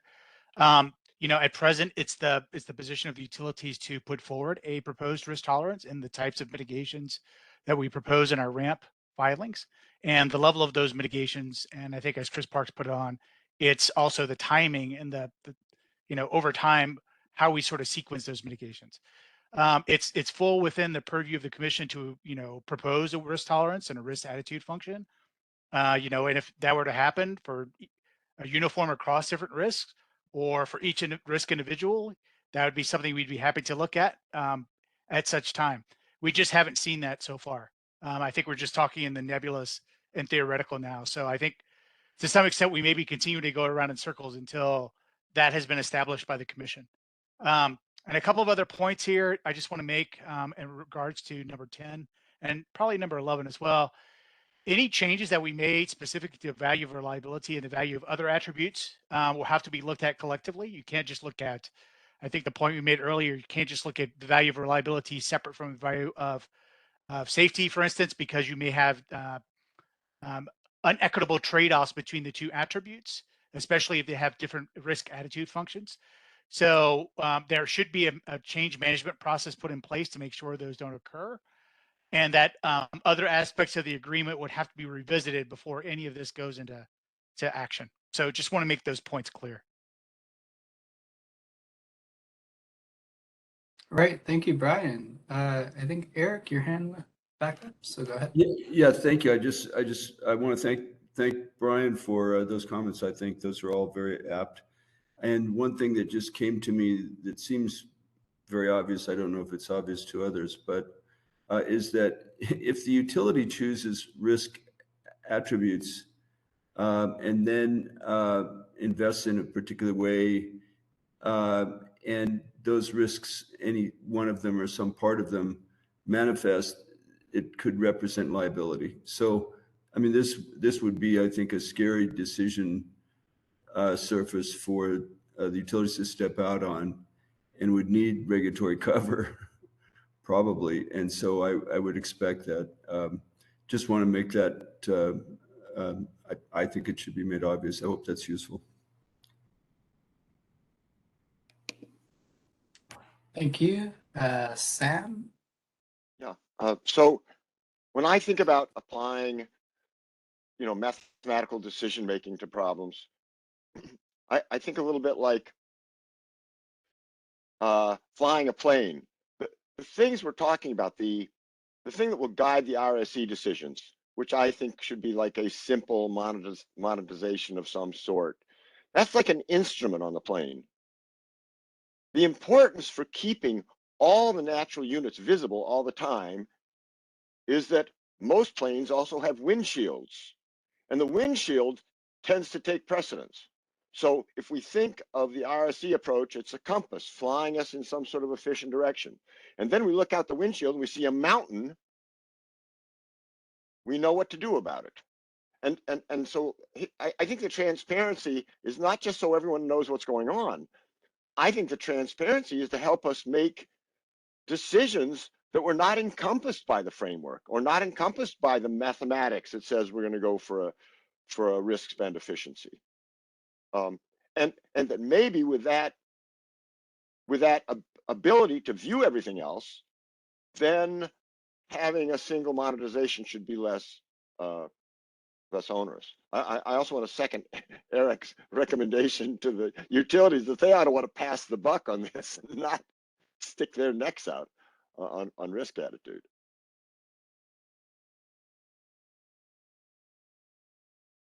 Thanks, Sam. Eric, do you? Okay. Thanks. Okay. So Fred, I think you've exhausted the prompt list. Do you have any other thoughts to add or comments? Yeah, thanks, CJ. No, we've gotten through the list of questions for today. We didn't intend the list to be exclusive of other ideas that people want to raise, and I think we've heard some talking outside the prescribed list of questions already, but we certainly have time budgeted available if people want to make additional recommendations, suggestions, comments.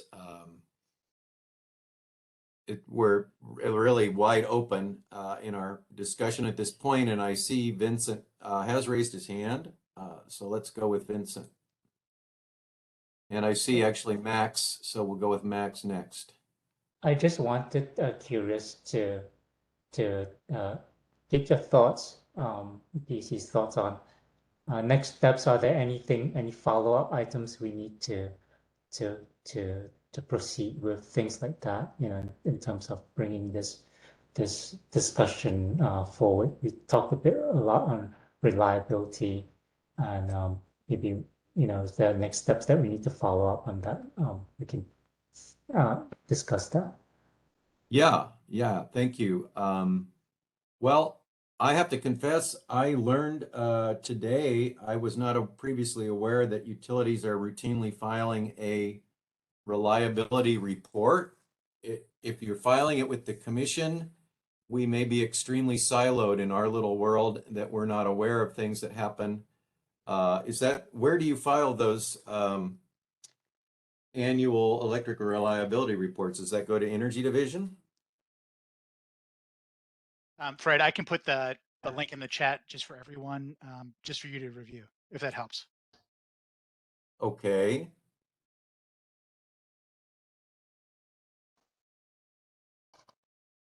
One of the things that occurs to me based on our conversation today, perhaps as my team could put together a one or more straw man ideas for incorporating sort of the bronze level concepts that we've heard and circulating that as a preliminary suggestion of how we might go with a proposal for this proceeding, and receive comment and feedback at an early stage. I'm just thinking out loud, and I entertain everybody's thought on that approach.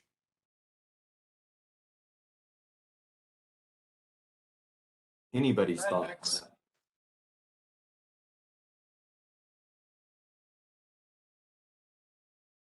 I just wanted to make one short comment. So, I'm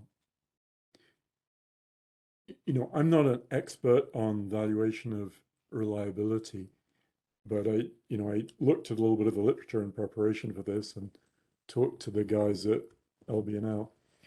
And one thing that became clear is that, whatever the deficiencies of valuing short-term outages, there is, a much bigger gap in terms of long-term outages, more than 24 hours. Now, some people say, well, that's so rare, how important is it really? Although living out in the Santa Cruz Mountains, I can tell you, I've experienced multi-day outages, not that uncommonly, but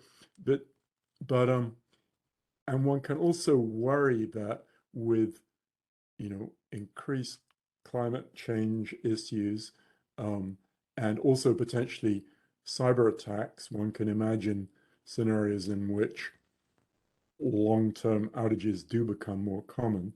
And at this point, there seems to be kind of a hole in the literature in terms of, providing adequate valuation, because it obviously is not adequate just to extrapolate from short-term outages. And, so there just seems to be a need for more research there. Whether this is the right forum to try to push that research, I don't know, but clearly there would be a value for the California utilities and CPUC if there was more information and better understanding of those issues.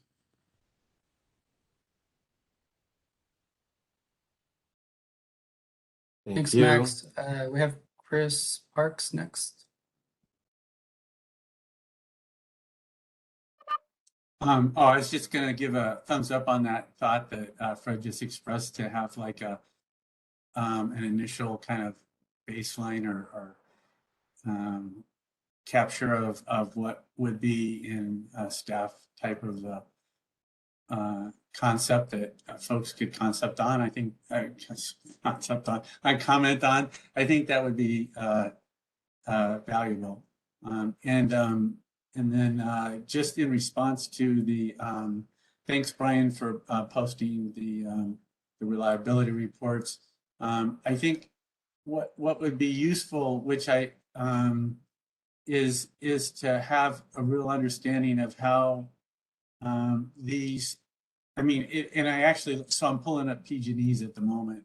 They mentioned like Humboldt Bay Generating Station islanding, and I think what would be useful though is I don't have an understanding yet of how this data is used to actually drive like, you know, like the undergrounding of a circuit in Rankin Valley, or targeting like these are the projects that this reliability data or data has identified as the highest priority or the greatest risk, and this is the mitigation level that's going to be achieved by implementing this project or something like that. So it seems like this is sort of aggregated data, but what I would hope would come out of this whole process is having at the bronze level, in fact, if it were in this in a staff proposal or paper that I think Fred is asking about, you know, kind of describing that what would be a minimum set of data that would be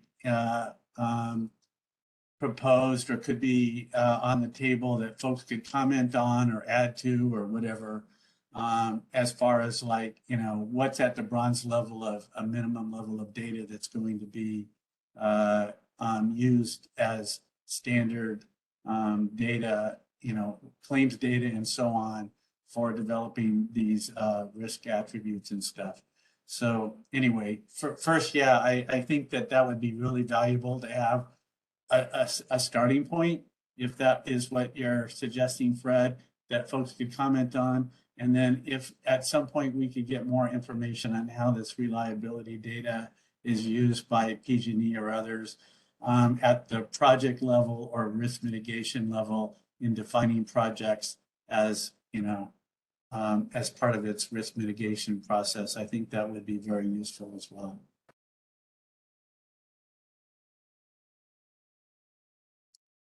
Yeah, Chris, so that might amount to requesting utilities to give some presentation about how that's done currently.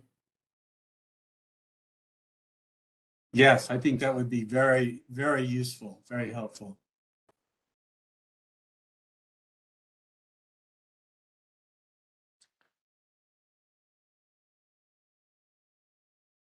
All right, is Vincent next? I just wanted to mention, yeah, I think for us, obviously, we appreciate the opportunity to take a, you know, to take a look at SPD's thoughts sooner the better, obviously. Also, once again, feel free if you need more information, feel free to reach out to us if you do need more information. Just wanted to point that out as well. Thank you. Max, did you want to go? Still. Excuse me, I forgot to take down my hand. Okay. All right.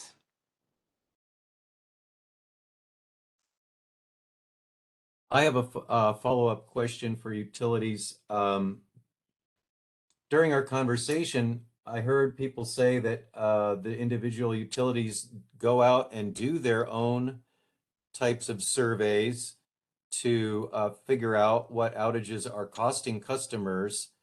How might you be able to present that information to the team here so we can see what it is you're currently collecting, and you know whether that might play a role in helping us with our quantification.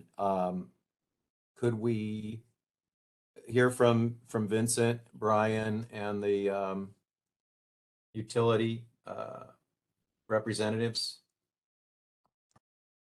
Yeah, I can go ahead first. I'm once again not the reliability expert, but I think the study that I'm aware of was actually done quite a while ago. I think it was in 2012 or something like that. Okay. So it's I'm not aware of any current surveys that we are doing right now. I'm just saying I'm not aware. It might not necessarily be the case. But I've been anyway. The only one that I'm aware of is that study I pointed out earlier. And Fred, this is Brian. So, we're happy to present how we modeled reliability in our ramp, and I think that's something we still have to do. So hopefully we can talk more about that in the context of that application. And in terms of our value of service study, so that's something we developed in preparation for our 2021 GRC. That's public information, and if you would like, we can provide that to you guys and perhaps speak to it just a brief amount of time to give you some context. I'm sorry, it's at the last two GRCs, so 2018 and 2021. Well, I think our email addresses are available. If you could drop that to at least Ross's staff, and if you have no reason not to, just circulate it to our list of folks in the TWG. People may also find that interesting. Sounds good. More than happy to share it. Thank you.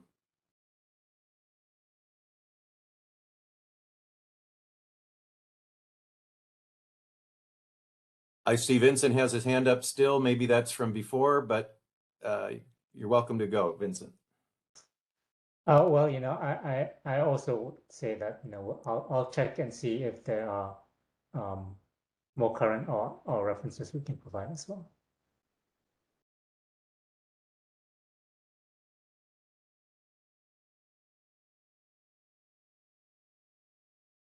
I'd like to share an idea. It's just an idea at this point. I'd like to hear your opinion. We know that the current ICE calculator has a lot of limitations, but it is a currently available standard for making some estimate of value of service. Is it possible that even with its flaws, it might at least offer a order of magnitude estimate, or even closer than one order, maybe even a half an order of magnitude estimate to what might be the true answer? And if that's the case, might it be adequate, at least for the purpose of one of the things we've talked about is checking the reasonableness. Let's say we continue to use MAVF. Could we use, say, the results of the ICE calculation to kind of put a reasonableness check on implied value of reliability, similar to using the value of mortality reduction, say, from the Department of Transportation as a check on the reasonableness of the safety attribute calculation? And let me stop there. How does that idea sound?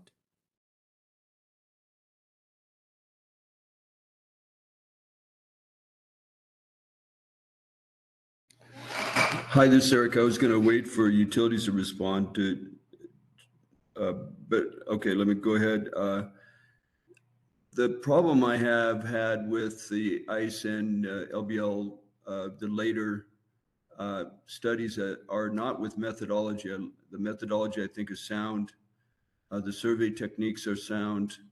The econometrics is sound, but it's so generalized that it mutes the locational or even the utility specific, even the state specific information. So I would say those are all caveats. In other words, it's just too average. It's a national study. And then they'll say they have some locations, but it's sort of like the Northwest, the Northwest, which includes, 4 states. And so how does that what does that do when San Diego Gas and Electric has to be put in the same bucket with PG&E, and then Edison is in between? That always bothered me, and I didn't like the lack of granularity in that regard. Maybe they treated that. I would just be worried that you don't have utility specific information. Yeah. Well, I'm kind of fishing for just a very gross approximation in the case where, we've seen currently, for example, Edison's current ramp, they go through the MAVF, although we understand that implementation of the MAVF is somewhat restricted by the arbitrary 40% safety weighting. Putting that aside, we all love to go to looking at the implied value of things. And we noted that the current implied value for Edison is like $2.50 per customer minute interrupted. I would personally be interested to see, well, what happens if you run the ICE model? Do you come up with something between $1 and $10? Does ICE predict $100? Does ICE predict a cent per minute? Just as a way of like, are we coming up with a result from MAVF that's like even in the same universe as ICE? I'm just curious to know what that would be. Maybe that's not a useful thing to do. Well, we can look at that. I think it's useful to look at, but I recall, and I haven't looked at it in the last 6 months, that the other sort of preconditions, do you have notice? If you have notice, it changes it significantly. And then what is the duration? Is the duration only 1 hour? Is it 5 hours? Is it 10 hours? And those things. And then is it a whole day? I don't know that they even go to a whole day. And so you got to choose a scenario to see what those numbers, what number you're going to compare. And that's not easy either. So, okay. Yeah, and Fred, let me just build on what Dr. Wojcik said and kind of hopefully channel Dr. Savage as well, is that, in this study, and this gets into psychology of survey design, did you take the survey in a cold month in a cold climate zone in the Northeast, or did you take it in a hot climate zone in New York when everyone's sweating? And you're gonna have a different willingness to pay on those two scenarios. And I think the other thing is that, the GDP and the value of money in different regions of the United States, to be grossly oversimplified, is a little different. $20 here is not the same as $20 in Texas or Kansas. So you're going to get a lot of bookends, and even if you're to test the high and low range, it's going to give you weird results. And the standard deviations regionally are going to skew in all directions. So, I mean, all told, if you look under the hood in the ICE calculator, they've only surveyed about 5,000 people across 400 million customers, people in the United States. So it's a gross oversimplification. Okay. So Brian, your points, your concerns about ICE are very well taken, and I fully share them. I'm just interested, do you guys have something that's much better? Have you done more detailed surveys of your relevant customers under, winter and summer conditions? Right. So in the value of service study that we'll share with the service list, you'll see various scenarios, different types of customer classes. It's probably not getting into the level of granularity I think that we're speaking to here, but at least it gives you an Edison specific view of what would be appropriate. Excellent. Forward to seeing it. I think, in the spirit of what we're trying to achieve, I think varying degrees of granularity can go along with the bronze, silver, gold concept, and trying to come to grips with something that may be practical in the shorter term versus what's ideal in the longer term. Right. So I'm very interested to see, Brian, let's take a look at your survey, your study to begin with, and see what that looks like. Sounds good. Katie, did you want to chime in? Your hand has been up. I mean, listening to this, and again, I'm gonna caution you, lawyer, not modeler. It doesn't seem like it's actively harmful to do what Fred suggested with the ICE calculator, and perhaps even to try and come up with a similar value using the utility existing value, that value of service studies. Perhaps having those data points gives us something to compare against one another and gives us an idea of how to, if we need to develop new tools and surveys, you know, how to develop them, like, you know, direction there. I guess I just don't view it as setting us back. It probably would only help us as we move forward, taking into account all of the concerns that have been addressed in the last few minutes regarding especially the ICE calculator.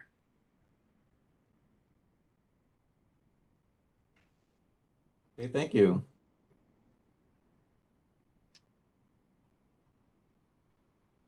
So next I see Sam, but that might be up from previous, and then Tyler. It's up. So I wanted to say, someone said something intriguing today about the way to find out what the damage is to look at all the lawsuits, see what people have been sued for. There's a very funny story about people in Colorado, a bunch of management scientists getting together to decide where to locate a toxic waste recycling plant or something. And the lead guy did it the following way. He took a big map of the county and he went down to the county courthouse and he had a big announcement. We're going to announce where we're going to put the plant, you know, next Monday. And he went down and he put a red X. They're going to put the plant here. And all kinds of lawyers had gathered. Well, we'll sue you if you put it there. He said, okay, we won't put it there. We'll put it here. Well, we'll sue you. Finally, he found a place where no one would sue them if they put the plant. And so that's where they put the plant. But seriously, if there is enough data on people filing for damages for lost power, that is another intriguing piece of information. And I forget who brought that up, but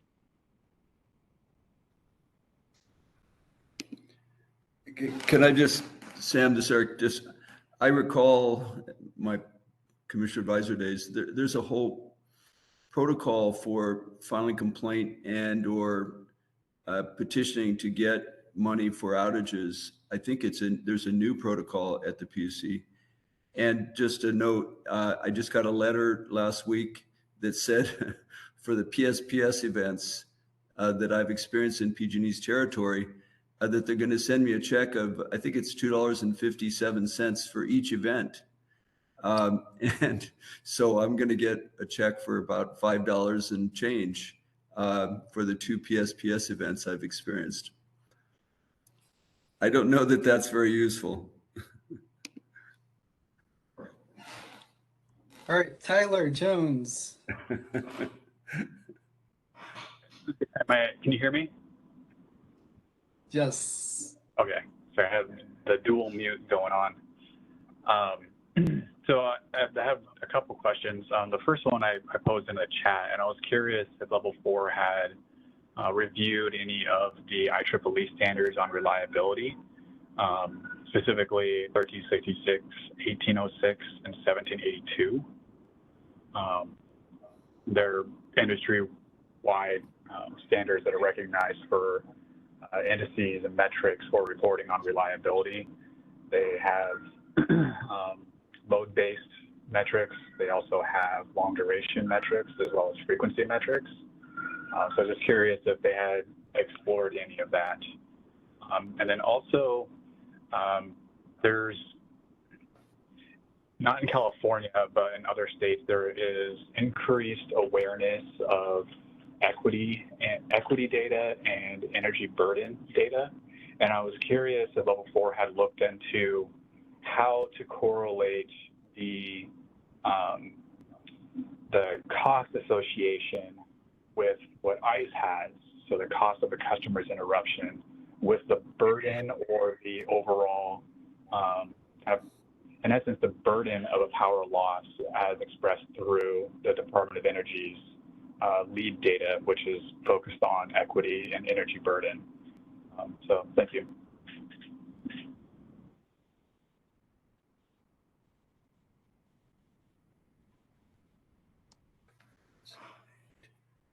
Thanks, William. Did you want to respond directly? Yes,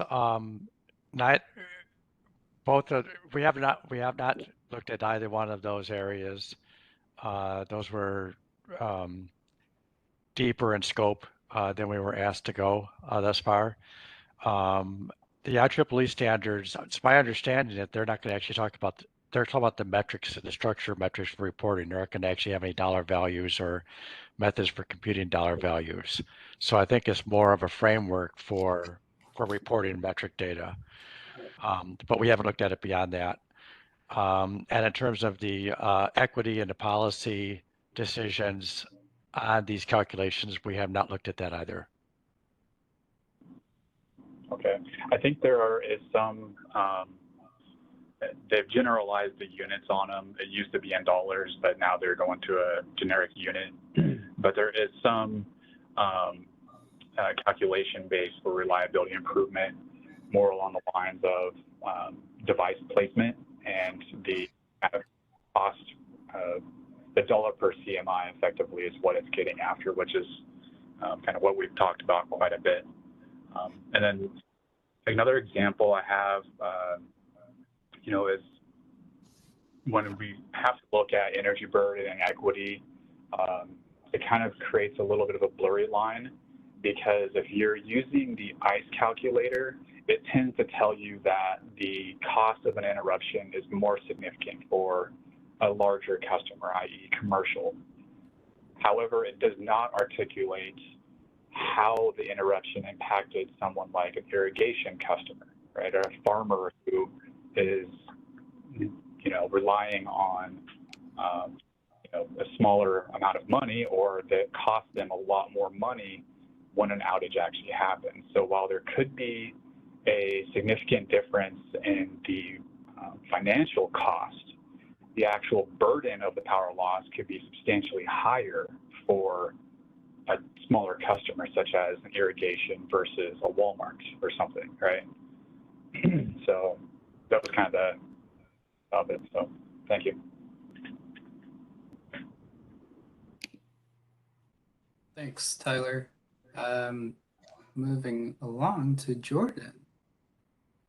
Yeah, so back to, you know, the cost of outages, we were kind of conferring internally a little bit. So similarly to PG&E, we have some pretty old data from a 2011 outage, but that was limited to claims that were filed. We're not aware of, you know, more recent data or surveys for us or the gas side. What we still, you know, want to reiterate is that we're open to piloting this, and I think that, you know, we're really interested in what Brian mentioned from SC&E on the study and the survey that they referred to, and perhaps we could align with them to see how to structure our own studies. Again, kind of aligned to the silver goal of piloting and doing analysis instead of, you know, using the ICE calculator.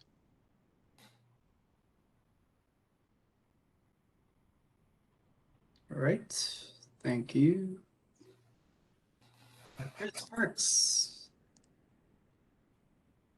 Thanks. Yeah, I was going to mention, make a note about the ICE calculator, but before I do that, you know, folks were talking about claims, and I believe that in the if the staff brings forward a staff proposal for bronze, or at least topics to discuss, I think claims would rank at the top of the list in terms of being able to have useful information to understand the impacts. I understand that, you know, as far as the commission getting involved with claims data, there may be some very limited requirements, but there are, you know, that doesn't mean that folks who are impacted are not going to submit claims to utilities. You know, the utility may then say, it's, you know, we don't pay for this because of X or Y. That doesn't mean that they weren't impacted by that dollar amount. And even if a utility denies payment altogether, you know, for a substantial amount of money, that doesn't mean that the customer or the public did not incur that loss. So I think that claims needs to be part of the data equation that is going to be data used for understanding the true real impacts on the public. And in fact, it's confusing to me because actually we've done years ago, Public Advocate's Office did some data requests from a utility to get this kind of data. we received a spreadsheet with thousands of items. And then recently we did a data request and trying to expand the time frame for that. And the response was like maybe 18 items. So, you know, it's going to have to be very explicit, I think, in developing the data that comes forward to make sure there's a clear understanding of really capturing the true impacts and costs of outages on the public, especially with PSPS. And now in mitigating wildfire, you know, utilities are implementing non-notified loss of power. So, and it could be the most effective tool to use to prevent ignitions, but now folks are going to be de-energized because of a signal that comes across that tells them that there could be a potential ignition situation or failure. So I think that that information is going to be, should rank at the top of the list and really understanding the true impacts. And regarding the ICE calculator, yeah, I understand that there are caveats, and I think, Eric, you point out some of the caveats. I think that it's kind of like any performance metric that folks are using. I think the best solution to having information and getting the best information is to have multiple sources of the information. So even though there are caveats, perhaps with the ICE calculator, you know, it doesn't capture this, it doesn't go into outages more than 24 hours. It still is a useful reference. And Fred mentioned, you know, just to kind of have a basic concept of it.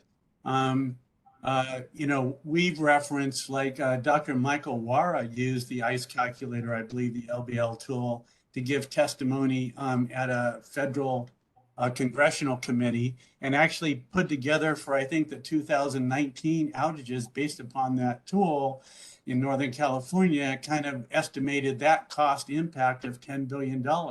That was really the first time we had any kind of like concept of what this is really costing the public. And so whether, you know, there's other estimates that may come from other sources, I think then it's just more information to help be able to kind of understand what impacts, you know, the value of these different tools. And I think we always learn, just like RSE. I mean, we're using RSE to kind of evaluate mitigation programs. Well, then we find, well, we don't want to use RSE when evaluating PSPS, because it may have a very significant risk reduction, but it comes at a significant impact to the public. So then we don't use that for evaluating when to use PSPS. So first off, I think, you know, the more data, the better. And so having that information, if it can be provided, and then perhaps include all the caveats, you know, but then it can be compared to other information from other sources.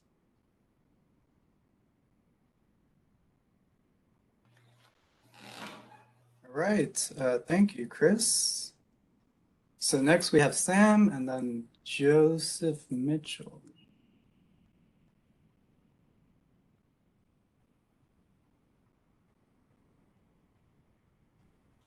Sam, you're on mute. You're muted.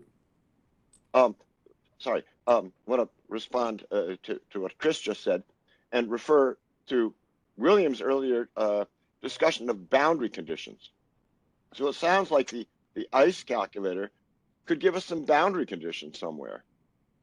It helps fill in the puzzle. It doesn't mean we could apply it directly, perhaps, to our internal modeling in California, but if it helped calibrate our approach, that would be worth something.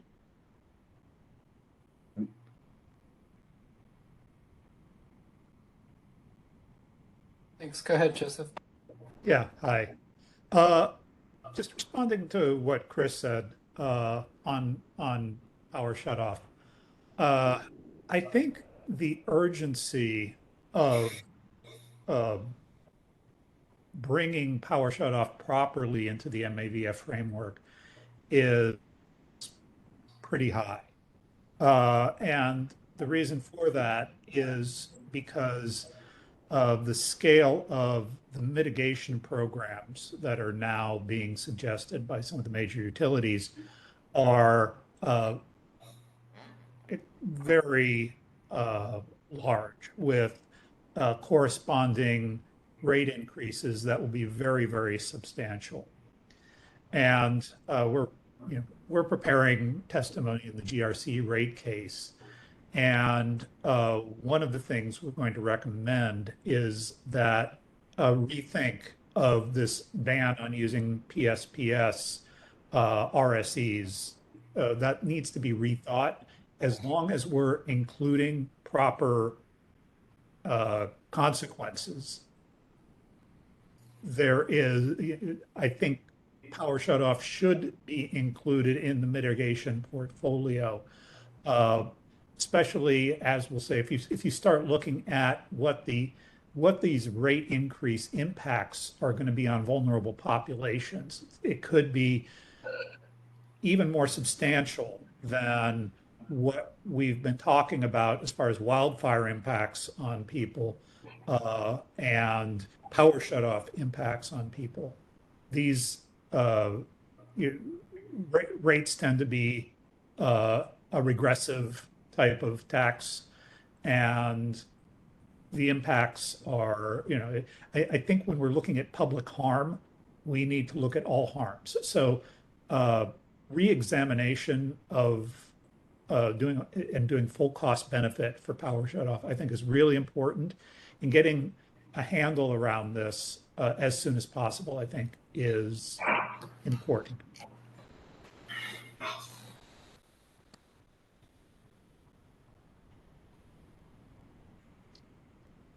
Thanks, Joseph. All right. Shall we go into the close? What do you think, Fred? Yeah, I think we've had considerable discussion. We invited people to share their general thoughts.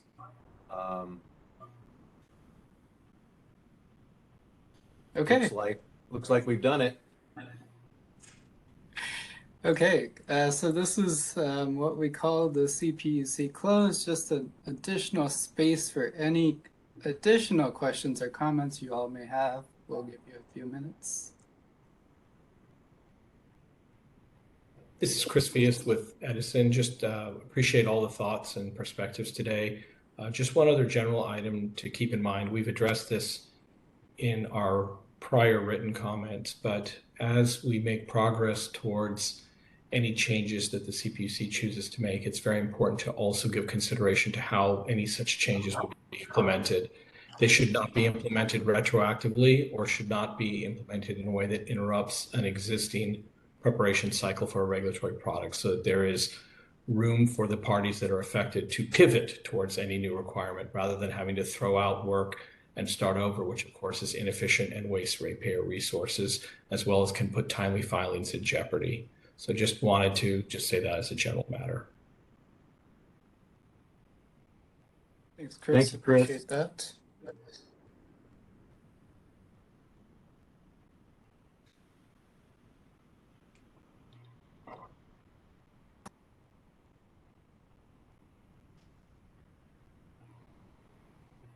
All right, I do not see any more hands, so let's go ahead and adjourn this TWG.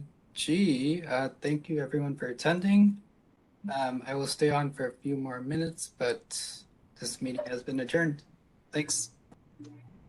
Thank you, everyone, and thank you to the staff again for all your hard work in putting this together. Thanks so much, Jeremy, and everyone. Yeah, thanks, everyone. Thank you. Very good. Thank you, Adios. Thank you, everybody. Bye-bye. Thank you.